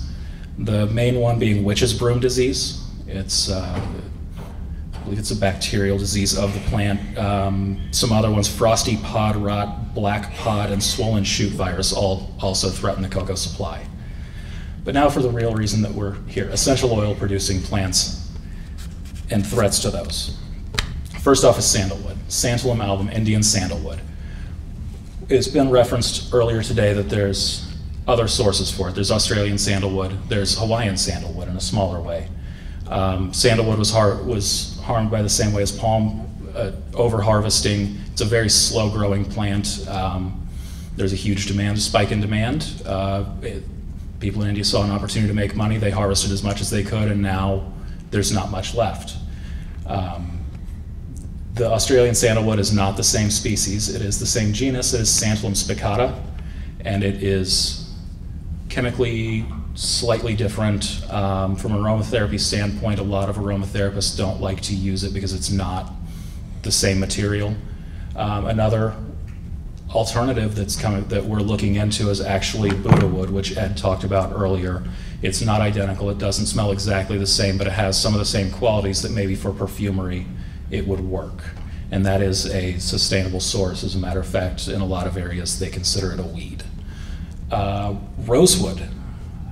Rosewood is a huge concern. Overharvesting again, but not for the oil. That was overharvested because the wood is very dense and it is great for use in musical instruments. It's also great for use in furniture. Between those uses and essential oil production, supplies of rosewood got to a critically low level, and in 2012, the government of Belize stopped all logging to accumulate or to get an accurate picture of the rosewood population within the country. They got very serious about the illegal logging and the illegal harvesting of it, to a point where they would find these stashes of illegally harvested rosewood and they would burn them. That's it's going a little far, I think. It could have been used. In 2013, it was listed on the CITES in Appendix 2. CITES is the Council for International Trade of Endangered Species. Basically, on Appendix 2, it can be harvested, but it must be harvested sustainably. So there's a lot of government oversight. There's only a certain amount of this material coming out. It's a very limited supply, but it is still available. Guaiac wood, which was mentioned earlier as well, it's also listed on CITES Appendix 2. Again, sustainable production only. The government oversees that. The last one on here is frankincense. Frankincense is an interesting one because one of the main growing regions of frankincense is in Somalia. And in 1991, the Somali government basically collapsed. At that point, the government was controlling all frankincense production. When that happened, now there was no regulation on frankincense production. Everyday citizens would go out and they would start harvesting. That's partially because of the high poverty in the region. People saw an opportunity to make money and they went for it. It led to overharvesting and bad harvesting practices. Frankincense is harvested by, it's a shrub, and they will actually take a blade and they will scar the plant. They will put a mark in the plant. The plant releases a resin as a way to heal, what they refer to as tears, and the tears are then taken and distilled. Double tapping is when they would go along and they would hit the plant multiple times in the same locations, trying to get more and more of the tears out of the plant. The other problems they would have, tapping immature trees. When the government was in control, trees had to get to a certain stage of maturity before they would allow harvesting of the tears from it. Well, without the government control and with uneducated people going out there to do this, they would hit on immature trees that aren't ready to produce the truly good tears. The other problem is improper tapping, so they would actually take bark. Traditionally, they would literally just put one cut into the shrub and leave it at that. When you take the bark, it basically sends the plant into a state of shock and it stops producing anything. So now all of those things are combining and leading to decreased frankincense population. They're starting to get that back under control. It's not as much of an issue, but it is still something to watch. So basically, sustainability, it's not just a labeling claim. It is a labeling claim, but it's not just a labeling claim. It's good business. You can't purely think of it in terms of sustainable materials. You do have to consider manpower as a sustainable source as well. Fair trade materials, as I mentioned earlier, can actually become a part of your sustainability policy, just because they share so many of the same core values as the sustainable movement. Now I'd like to introduce our next speaker. I'm going to introduce Joy Akins. Joy serves as the manager of scientific and regulatory affairs at the Natural Products Association. In this role, Mrs. Akins manages the Natural Seal and True Label program. She's been with the Natural Seal program since it was launched in 2008 and works directly with the companies to help them prepare their applications for their products and ingredients to be certified. Joy works with the personal care, home care, and technical work group to update the natural standards as appropriate and as a liaison between the work groups, auditors, and Natural Seal applicants. Mrs. Akins also writes articles for the NPA Now newsletter and manages webinars and seminars for the association. Joy?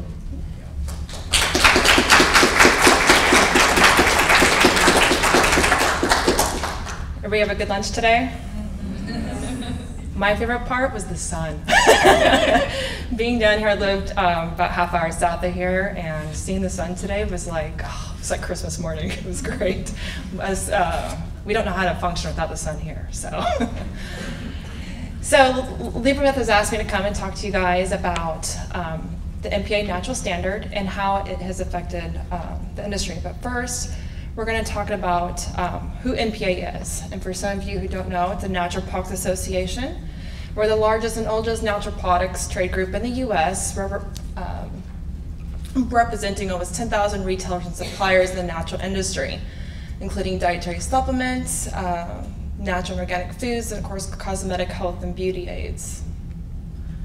Our national office is in DC, and yes, they do live here. We used to have an office here, but our national office is up there, and with regional offices across the US. Our mission at the NPA is to be the leading voice of the natural products industry and to advocate for the rights of consumers to have products that will maintain and improve their health for the rights of retailers and suppliers to sell these products. Some of the programs we offer at NPA, we have a GMP certification program for dietary supplement manufacturers. Our standards for our program are actually higher than what the FDA requires for GMP requirements. It is third-party audited, and we do offer education throughout the year. Then we have our natural certification program. We have personal care and home care products. I just checked yesterday, we're just under 900 products certified, we're at 895. And we have over 500 NPA certified ingredients.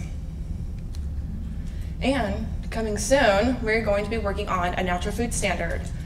This is something that we feel it needs to be addressed. Obviously, there's been a lot of stuff going on in the industry, and NPA wants to step up, and we're forming work groups right now. So I don't think there's any food people in the audience, but if you know anybody, pass along where they can be part of the work group.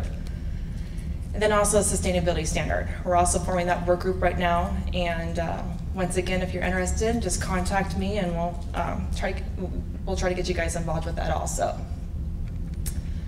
Now for why we're here, the natural standard for personal care products. Back in 2006, 2007, NPA kept addressing FDA to define natural. No, we're not gonna do it yet. So we had to look forward to writing a standard ourselves, and for the industry as a whole to self-regulate themselves. The problem is that self-regulation will only work, and it falls short when it does not achieve complete industry-wide compliance.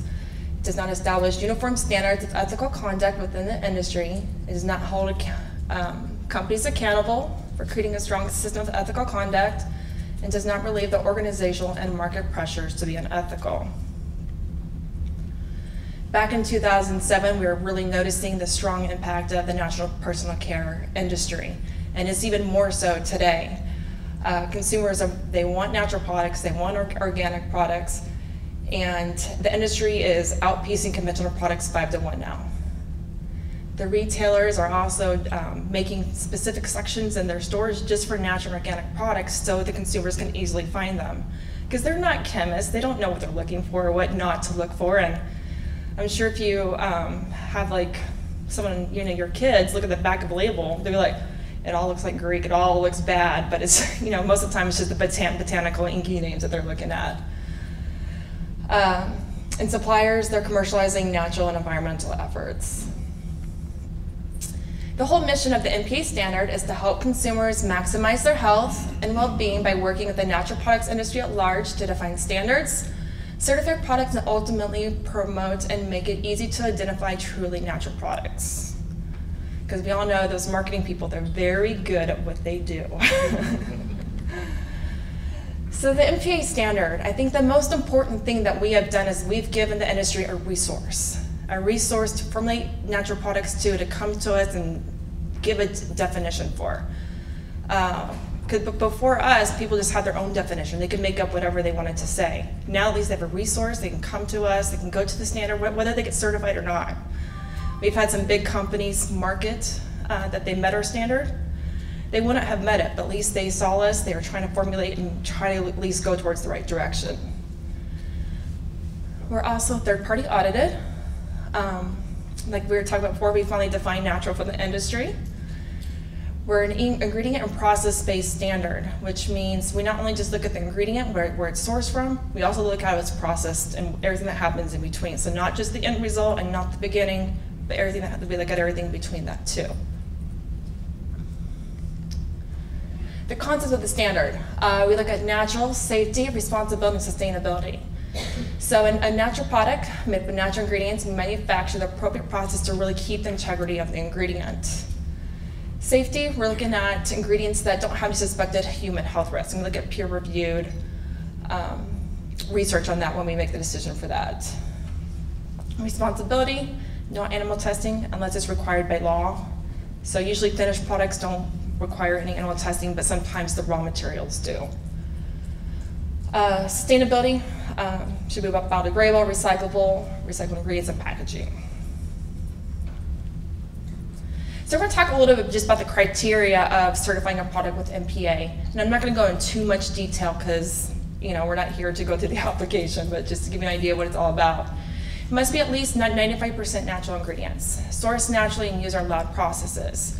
That remaining 5% of synthetics that we do allow is not just any synthetics. There's a short list of 12 ingredients in our standard that list out the synthetics, and 4 of those being quats for conditioning products, and the rest one for preservation to keep the product safe for the consumer.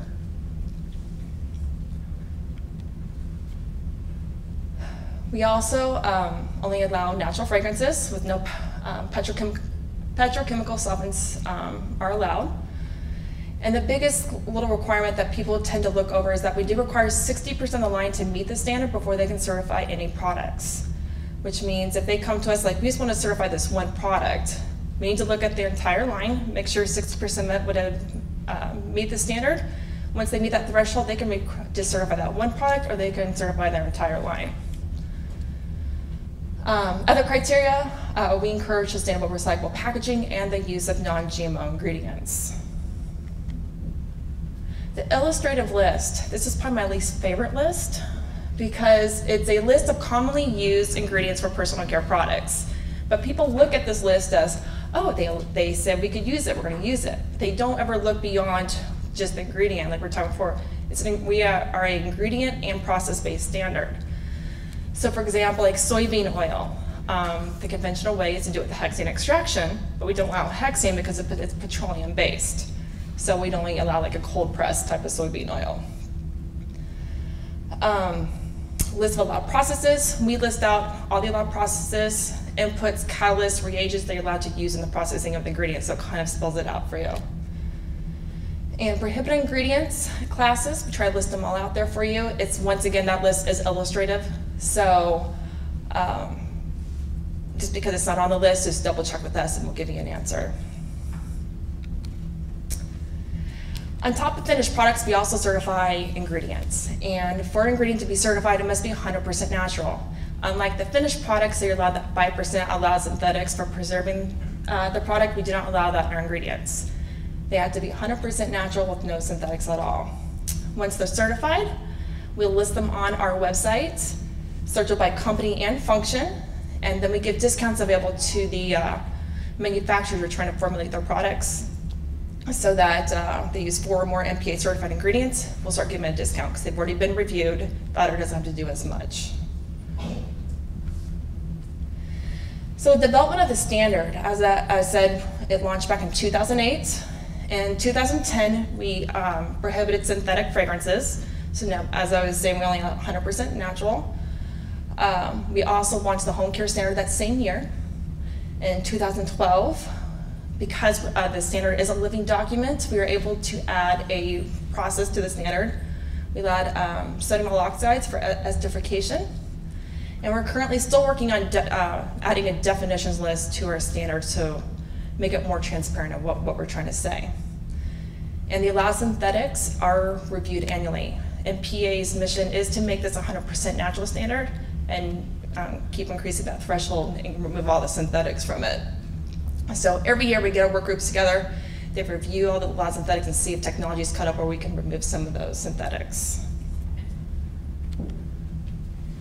So I was saying the personal care work group, they help us advise and update the standard as needed. It's comprised of suppliers, manufacturers, and retailers. And our technical work group, this group is like my best friend because I do not have a chemistry background. So I rely on them very much on some questions. And it's mostly made up of manufacturers and suppliers. Any company comes to us saying, I think this should be allowed in the standard. We go through the procedure. I go to my experts over here and they'll say yay or nay. And I was saying that we only allow 100% natural fragrances, and MPA defines a synthetic fragrance that use petroleum-based solvents for extraction, as well as purely synthetic additives. Prohibited fragrances ingredients include absolutes, concretes, gums, resins, exudates, essential oils, isolates, and chemicals. But we do put in there that if it is sourced naturally and use our allowed processes, that it would be allowed. Like essential oils, obviously there's lots of them out there that would fit our standard. And we've been told that there's some natural absolutes out there also, but they're just not ready for fragrances yet. But if they do get ready, they would be allowed if they fit our standard.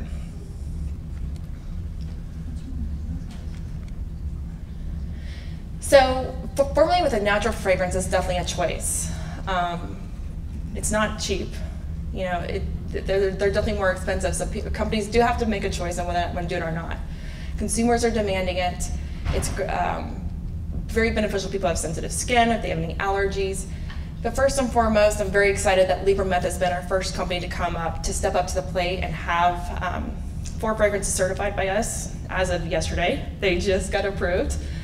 So it's great to see companies like Lebermuth come up, step to the plate, and set us another standard for the industry. Because a lot of companies come to us like, we were looking for a natural fragrance, where can I go? And being a nonprofit, we can't recommend any one company. So we send them to our MPA certified ingredient list, say, there's some on there, go look, you know, and now they're on there. And that's it.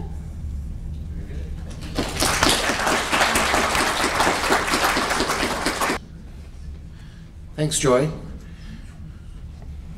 Our next speaker is probably, not sure if he's the furthest away of our visitors or not. He comes from Australia. We've got a gentleman here from Ethiopia as well, so I don't know, we'll have to toss a coin on that. But anyway, Jim Gobert, he's the director and owner of Telmont Essentials, based in Australia, and Jim's been working in the essential oil sector for more than 2 decades, including working at Harman Reimer for 8 years as marketing director of fragrances and cosmetic ingredients for Australia and New Zealand. Jim then moved to Dragoko, Singapore, 4 years as sales director, fragrances and cosmetic ingredients there. And for the past 8 years, he's developed his own business, supplying specialty essential oils from China and Australia to customers in the US, Europe, and the Middle East. These initiatives are developed on a sustainable agricultural basis to replace wild harvested or high environmental impact agriculture. The essential oils and isolates are not only for the fragrance and flavor sectors, but also for use as efficacious active ingredients for agriculture, aquaculture, and cosmetics. Jim is also climbing Kilimanjaro in 2015 to raise money for charity. We're going to hear a little bit about that, I'm sure, in his talk. I've had the pleasure of hearing Jim speak before. I know you'll enjoy his talk on the environmental impact and sustainability of essential oils, Please join me in welcoming Jim to the podium.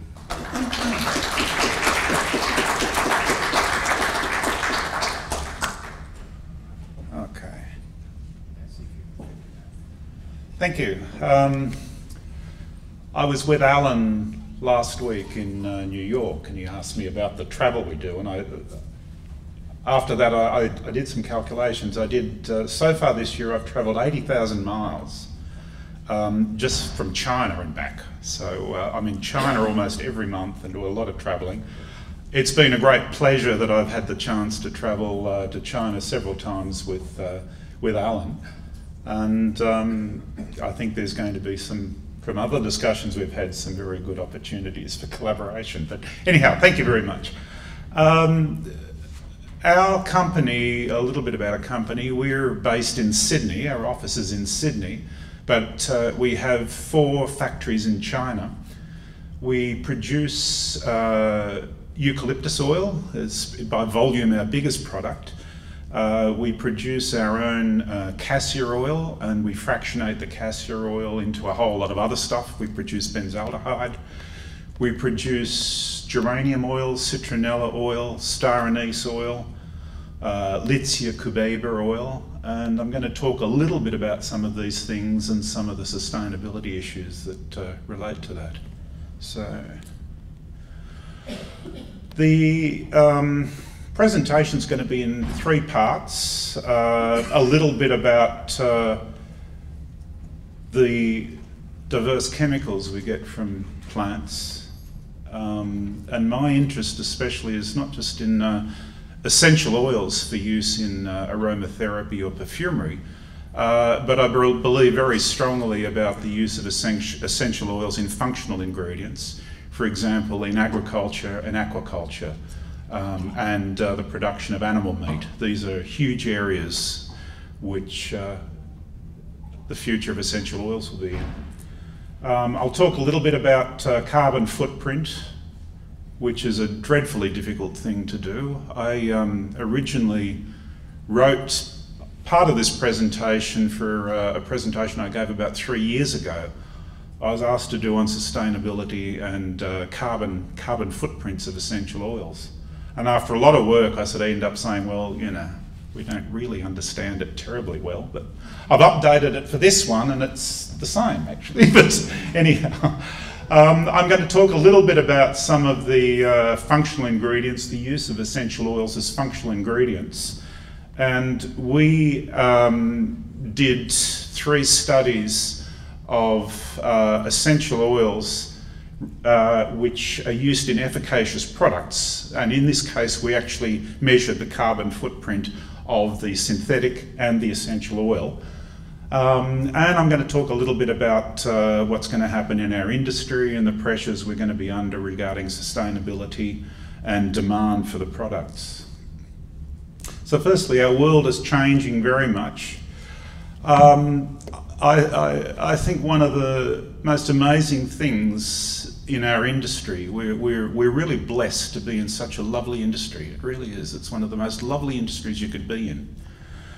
To think that if you were requested to go out and build a factory that would make linalool, you know, if somebody wanted you to build a factory that makes linalool, and you say, well, that's not, the chemistry's not that hard, I'll start off with some petroleum and I can, no, you can't use petroleum. We want you to make a factory that makes linalool, and all you can use is water and carbon dioxide. That's all the starting materials you could do. The chemistry would be so complicated, it would be so difficult, there'd be so much waste and so much energy needed for it. And yet the plants do produce things like linalool or citronellol or eugenol in individual cells. Just the most amazing, amazing synthesis. And a lot of the times the plants produce these chemicals for reasons that we don't quite understand. I mean, the chemicals are there, we know how they're made, we know the synthesis pathway, but it doesn't seem to be of a lot of benefit to the plants. For example, the opium poppy produces opiates, which are a very, very potent analgesic in humans, but there doesn't seem to be a payoff for the plant. It doesn't seem to be of any benefit for the plant. We all know Artemisia, and the plant, the Artemisia nulla, produces a chemical called artemisinin, which is currently the most powerful anti-malarial drug that you can get. But again, it doesn't seem to help the plant at all. It produces this for no reason. It doesn't. We don't. Well, there may be a reason, but we just don't understand why it does it. The broad bean, or fava bean, produces a chemical L-dopa, which is a dopamine precursor, used to treat Parkinson's disease and encephalitis lethargica. Again, a very potent drug that you can use for humans, but it doesn't seem to be of any benefit for the plant. So the plants are producing all of these amazing chemistry, a lot of the times for no benefit. Obviously, plants also produce things for benefit. Plants produce insecticides. They produce things like saffrole, which help them resist insect attack. But they also produce a lot of stuff that we really don't understand why they do it. Oops, what have I done now? Oh, there we are. We're seeing a lot of new demands for essential oils for functional products, especially if you look at the big companies such as BASF or Monsanto or Bayer. They are all trying to buy natural chemical producers. They're all adding natural chemicals, which might be essential oils or other sorts of things in crop control to resist fungal diseases or insects, or to help produce meat, agriculture, things such as fish farming. The use of essential oils like oregano oil in fish farming is absolutely booming. For a range of reasons. It's very simple, low-tech production, and you can have diversified production sites. You don't need just one factory. You can grow crops in lots of different areas and get the oils. Normally in these applications, they're very, very low risk. Whilst we're troubled with things like REACH and other sorts of regulatory impositions, the use of essential oils in agriculture actually tends to be quite easy, because the regulatory authorities look at the active ingredient and say, well, that's already in foods. The residues that are left over on the crops are already food ingredients. So in some areas, for example, Canada and Australia, it's easier to use essential oils in crop control and crop protection than it is for synthetics. Normally they have very low environmental impact, and normally they have a low carbon footprint, although sometimes we don't actually understand what those things mean. And the plants also produce very important secondary metabolites. We saw earlier the rosemary production in Morocco. Rosemary, other than the essential oil, after you've removed the essential oil from the plant, you can actually extract the biomass with alcohol and obtain very, very potent antioxidants. Very potent antioxidants that are much more effective than things like BHT or BHA. These chemicals exist in the rosemary other than the essential oil. Some plants produce, there's no other way to explain it, but they are immune stimulators in other plants. There are crop care products on the market which contain plant extracts, and if you spray those plant extracts onto crops such as tomatoes, it boosts the tomato's immune system, for want of a better term, and helps the tomato resist fungal attack. This happens in plants. Personally, and I know most people will probably disagree with me, but I don't think essential oils boost the immune system. I don't think there's any evidence that occurs in the immune system in humans. And if it did occur, it would be a horrendous problem for everybody if that did occur. But I'm sure other people feel differently about that. Plants also produce very interesting chemicals called osmoprotectants. What happens is that many plants that grow in the desert, especially Australian plants that grow in the desert, contain detergent-like molecules. You can actually extract those with hot water and spray it onto other plants. And what it does, it changes the osmotic pressure in the plant. So effectively what happens, you can extract these chemicals from different Australian plants, spray them onto, say, a tomato crop, and that tomato crop will start to have the same properties as the plants that do in the desert. They will actually slow down their loss of water, and it'll actually improve the drought tolerance. It's quite an amazing area of plant chemistry. Okay, so sustainability. What is more sustainable, natural or synthetic? Obviously, natural doesn't mean sustainable.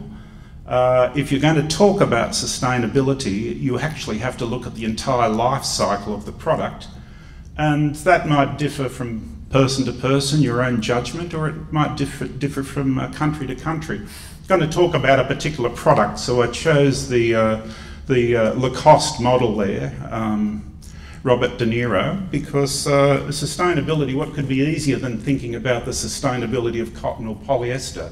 I guess everybody's probably wearing something that's cotton or something that's polyester or a blend of both. What do you think is the most sustainable? Would you prefer cotton for sustainability reasons, or would you prefer polyester? Does anybody have a feeling? I think everybody would think cotton is. This was information I collected from a whole range of different sources. And what it is, I'll just take this out. What it is trying to assess the environmental input, the energy and whatever, to produce 1 kilogram of fibre. So, how does the pointer work on this? The red? Yeah, but how does it switch on? Yeah, that's good. Is that working? Oh, okay. There we go. All right, okay. Okay, so what this is looking at the production of 1 kilogram of fibre of cotton or of polyester.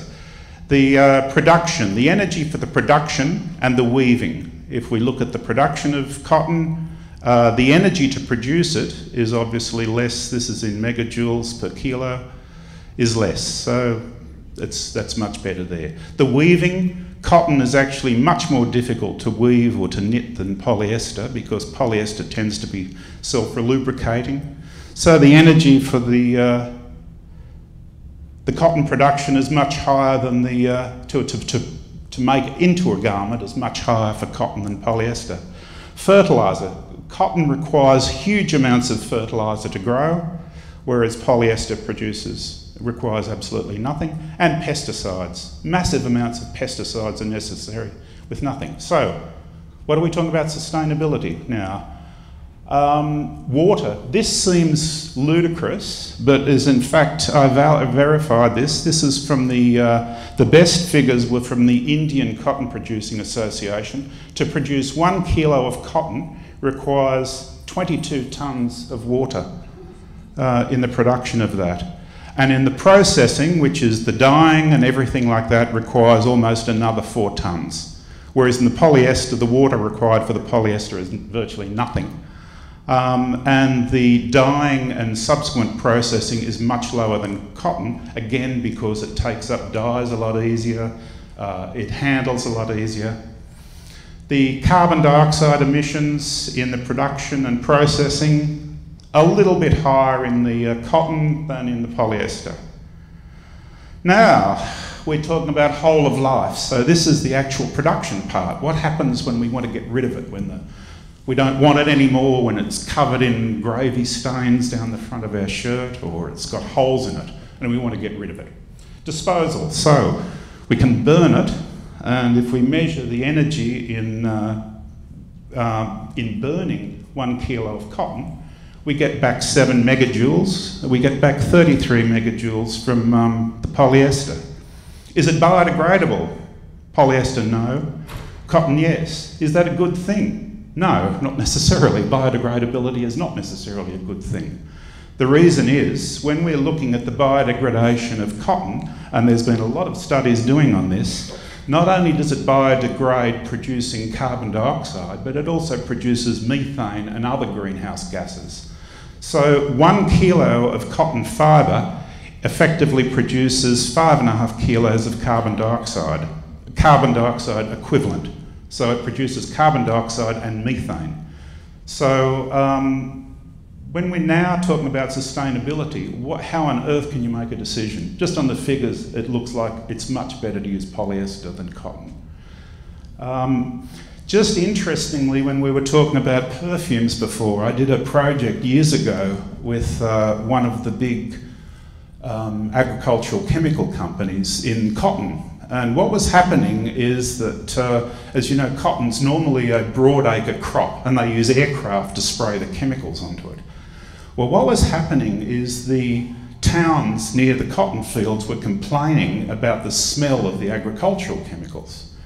And with good reason. You know, things normally smell bad because they're not good for you. There's not many things that smell horrible that are also good for you, except perhaps a durian. But this company actually wanted us to produce a perfume that they could put in the agricultural chemicals, so when the spray drifted onto the towns, the people didn't complain anymore, that they thought it was nice. I tried to tell them that perhaps the best way to address the problem would be not having people where the crop sprays are going over there. And that if you're actually having townspeople and schools that are getting contaminated by agricultural chemicals, perhaps you should change the practice rather than making the chemicals smell nicer. But anyhow, it ended up a huge business and went international, and this was adding to these incredibly toxic chemicals. This particular company was adding perfume so that people wouldn't complain when the spray went onto the towns. Amazing.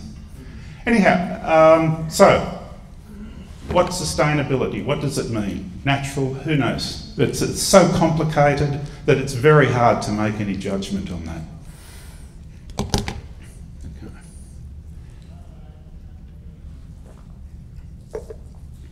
When you're trying to do a carbon footprint calculation of an essential oil or anything else, it is extremely difficult. You have to account for the farm inputs, the procedures and the methods, and they vary from country to country.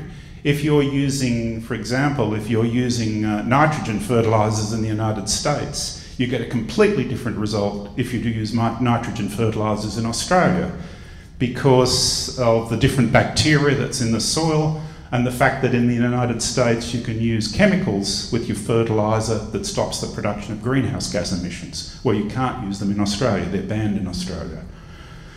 It depends on the country and the energy source. For example, if you're going to have a process that requires a lot of energy, you're better off doing it in Norway, where the energy is almost entirely from renewables, than it is in Australia, where the energy is mainly from burning coal.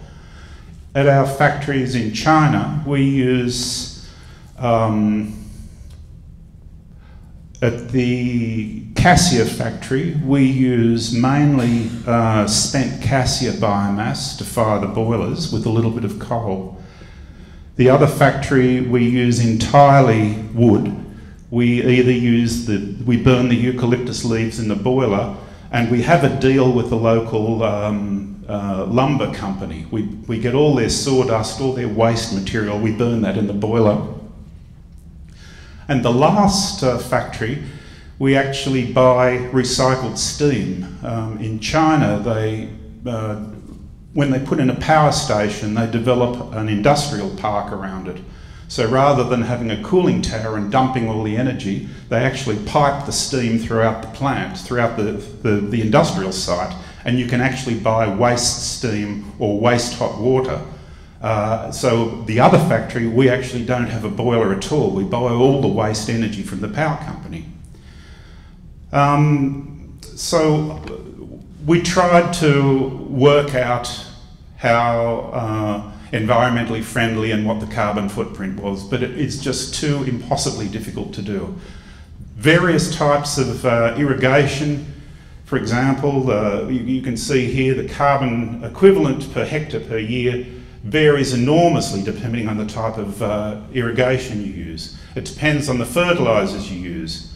It depends on the herbicides and how you handle them. So this is from published papers, gives you an idea of the energy costs. It's extremely difficult I won't go through all of these, but it's extremely difficult to work out exactly what the energy cost of a farm is because there's so many factors into it. So what we did, we took 3 products and we actually measured the energy that was required to make those products entirely, and compared a natural product with a synthetic product. So these are actually from actual production measurements. We measured the entire amount of energy that was in this system.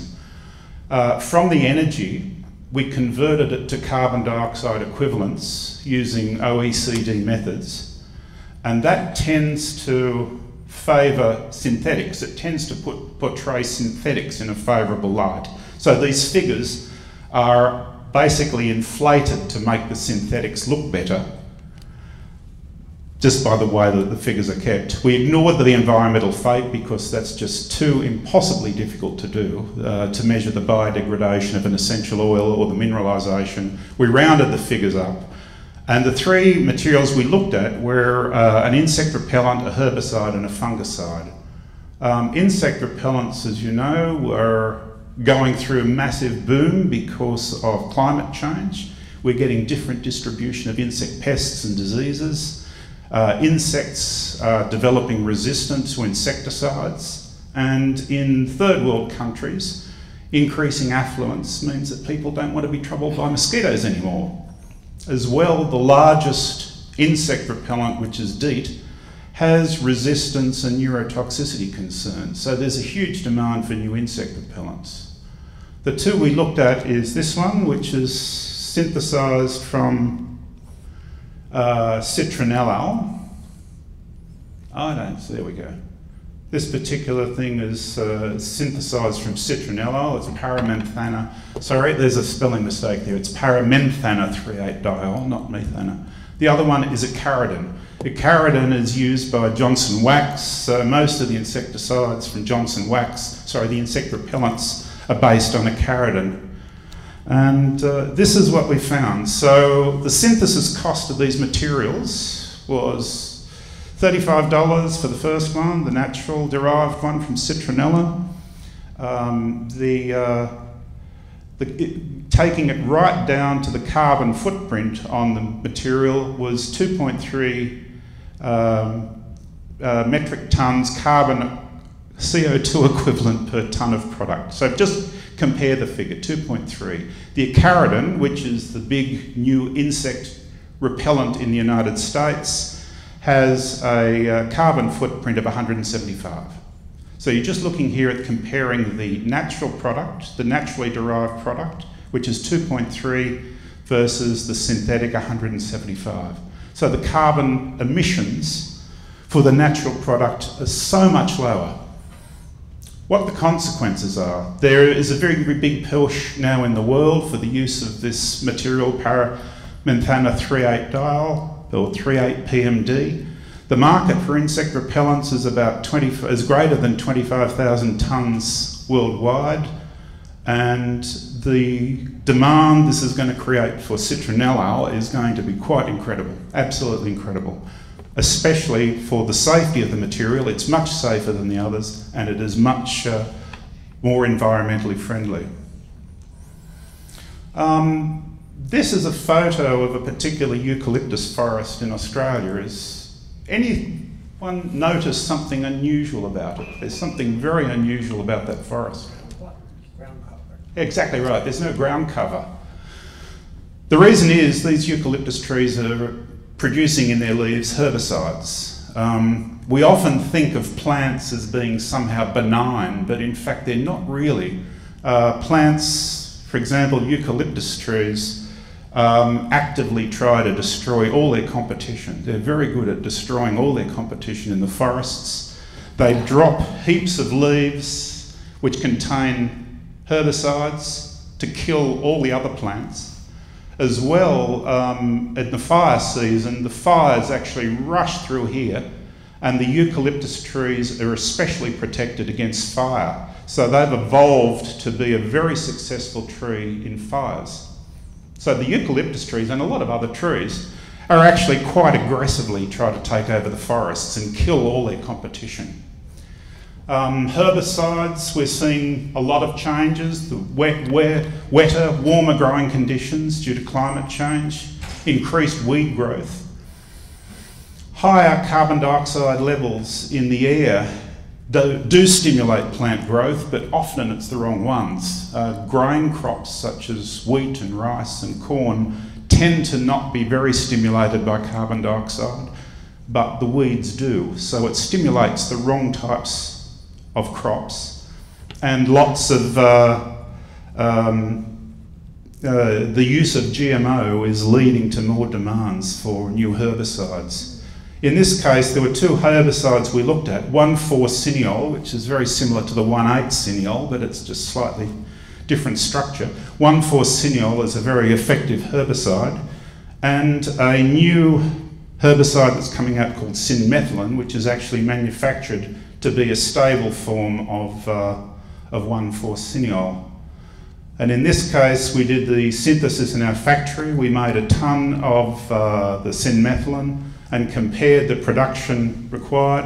And again, we had a, 2.3 was the carbon dioxide equivalent of the 1,4-cineol versus 13.8 for the synmethylin. So the natural material, which is effective at the synmethylin, is much, much more environmentally friendly. The market for herbicides, close to 1,000, so 1 million metric tonnes per annum. 1 million metric tonnes per annum of herbicides are used. The demand this is going to cause for the eucalyptus, for this type of eucalyptus, is going to be quite significant. The synmethylin also is made from terpenine phorol, which is produced from either saponine or alpha-pinene, so it's going to stimulate that essential oils very much as well. Fungicides are especially interesting. Very similar to the herbicides, but the fungal diseases are destroying so much of agriculture. Rice blast, a rice fungal infection, costs the world about $60 billion US. Soybean rust causes massive loss, as does wheat. And we're getting more and more resistance of fungal infections to fungicides. Essential oils are really good to use as fungicides because from a lot of researchers, it doesn't seem that fungal diseases can develop resistance to essential oils.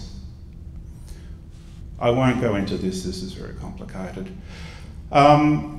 It's interesting that in banana crops, the disease black sigatoka, which is a disease all over the world, extremely virulent disease which originated in Fiji in 1964 and caused massive yield damage. Yields reduced by 50%, and many areas, Central and South America, all over the world, the Philippines, are very, very badly damaged by this disease. The most cost-effective fungicide you can use is tea tree oil. It's very, very interesting. Tea tree oil is a very, very effective fungicide. And a lot of the bananas in the United States that you have from Costa Rica and Mexico and Brazil actually are you can only get them because tea tree oil is being used to control especially this disease, the black sigatoka. We isolated the tea tree oil. We did a ton of tea tree oil, measured the carbon footprint, and it was 1.6. The figure was 1.6. The major fungicide that's used is Captan. We couldn't make it in our factory. Even with the pilot plant, it's just too damn dangerous to make, so we didn't even try to make it. So we took a published figure which was greater than 50.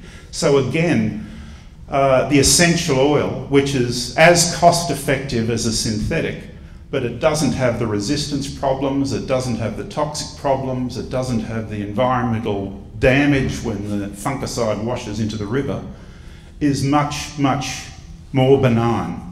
The market for fungicides is 250,000 tonnes a year, and the demand for tea tree oil is going to be phenomenal in the future. for the use of this and in other areas. There's lots of other things that are going to increase the use of essential oils.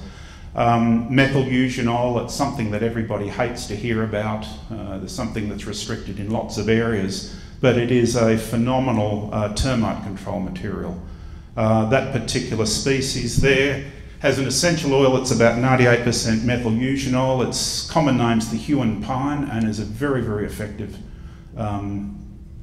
termite-resistant wood. Citronellic acid also, very effective fly repellent and tomaticide. Methyl cinnamate from the Eucalyptus alida is a nematicide, very, very effective.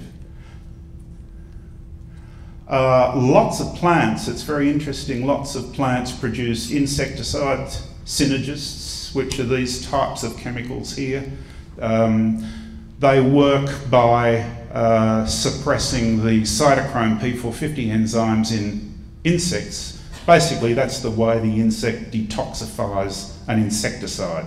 So what it does is it actually stops the insect from detoxifying the insecticide.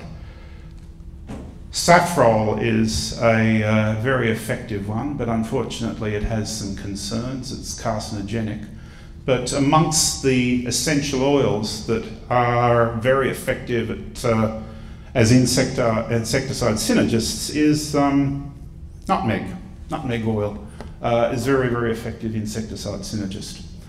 It's interesting, this chemical also, this structure is also used for making ecstasy, so it's very, very similar. Some of the new applications for essential oils are in meat and fish production. Oregano oil is very strange in that if you're growing shrimp or fish or pigs or chickens or cows, it's a very, very good feed stimulant, either the oregano oil or the carboxyl from it.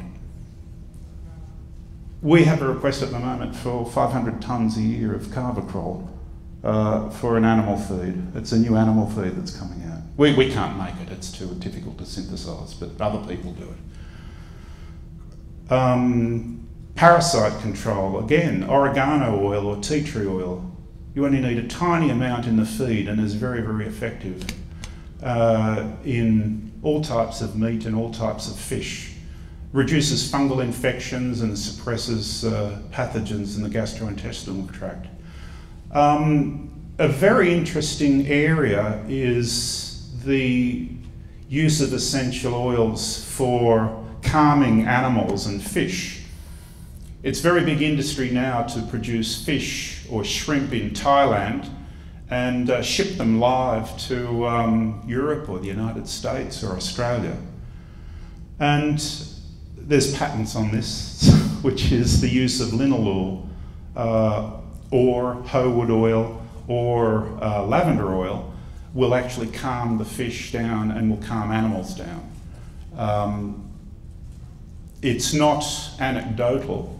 It is actually verified. So what happens if you have a tank of live fish that you want to send internationally, you need about 25 parts per million of linalool in the water, and that you can measure it. The fish, their respiration rate slows down. They stop producing urine. Urine is a very big problem in transporting fish. They go into almost like a suspended animation. And when you get the other end, you just change the water, and within a couple of hours, they're back jumping around and doing everything normal. So it's quite interesting that, and that applies to a lot of animals as well, that lavender oil, which is a source of linalool, can be used to demonstrably calm down fish, birds, animals. Milk production, a very big problem in milk production is mastitis, and mastitis is normally used. You normally use antibiotics to control it, which means that you can no longer use the milk. But different essential oils, including tea tree oil, are very effective at controlling mastitis. Consequences for our industry. This is a photo I took in China. This was a tea tree plantation, and it was round about 3 or 4 kilometres from the trees to the still. And this is how they were actually transporting the cut leaves. So again, it was all done by women. The women would actually go out with a machete. They'd chop the leaves, tie them up, put them on a pole, and then they'd walk all the way over to the still, and they'd walk all the way back. They didn't have any equipment other than a machete.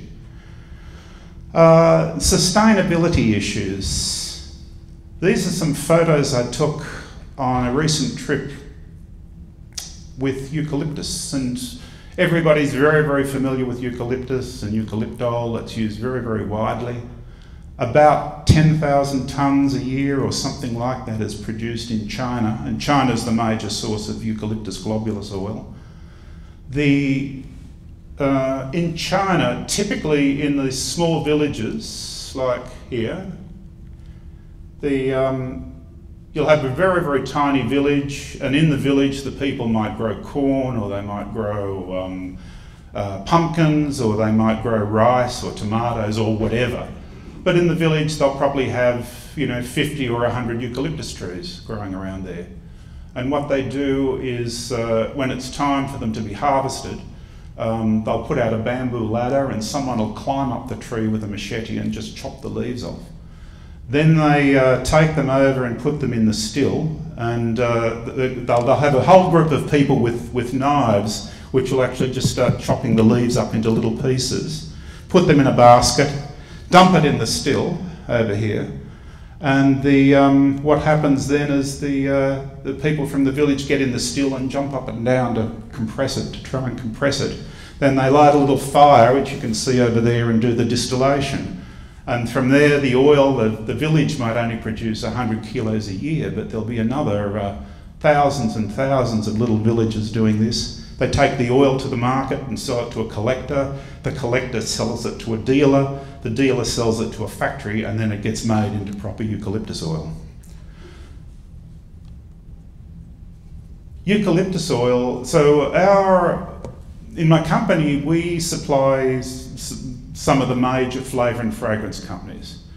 And without exception, they all regard eucalyptus oil as a major sustainability issue, which is unbelievable. But you're thinking a 10,000 tonne industry of such a common area is so difficult. It's about its sustainability for a couple of different reasons.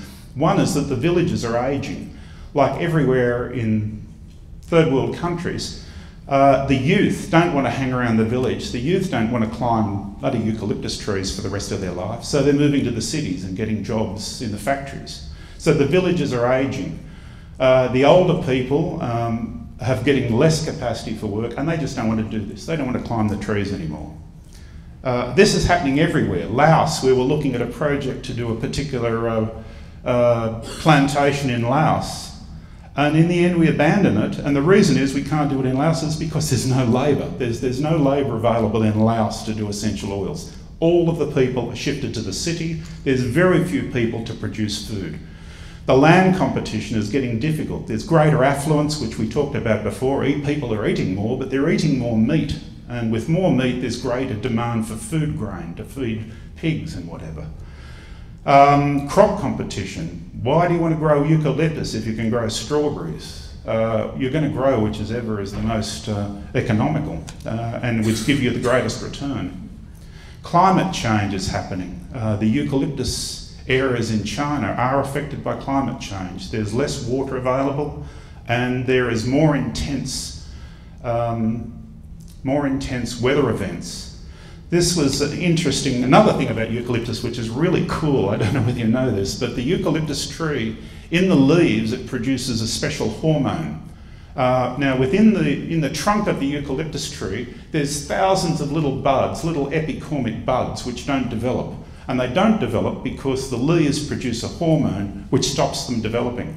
So what happens to the eucalyptus tree, if there's a fire, all the leaves get burnt off, the hormone stops, and suddenly you get this burst of life from these epicormic buds.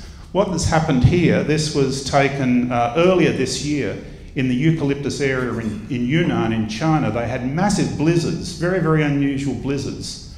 The blizzards actually killed all the leaves of the trees, And so what happened then, there's no hormones, the epicormic buds have actually grown. So you've got a eucalyptus trunk with thousands and thousands of leaves coming straight out of the wood. It's really, really fascinating.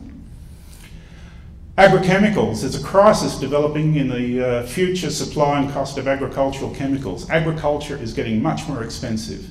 Urea, which is the commonest nitrogen fertiliser used around the world, most of the urea comes from Ukraine.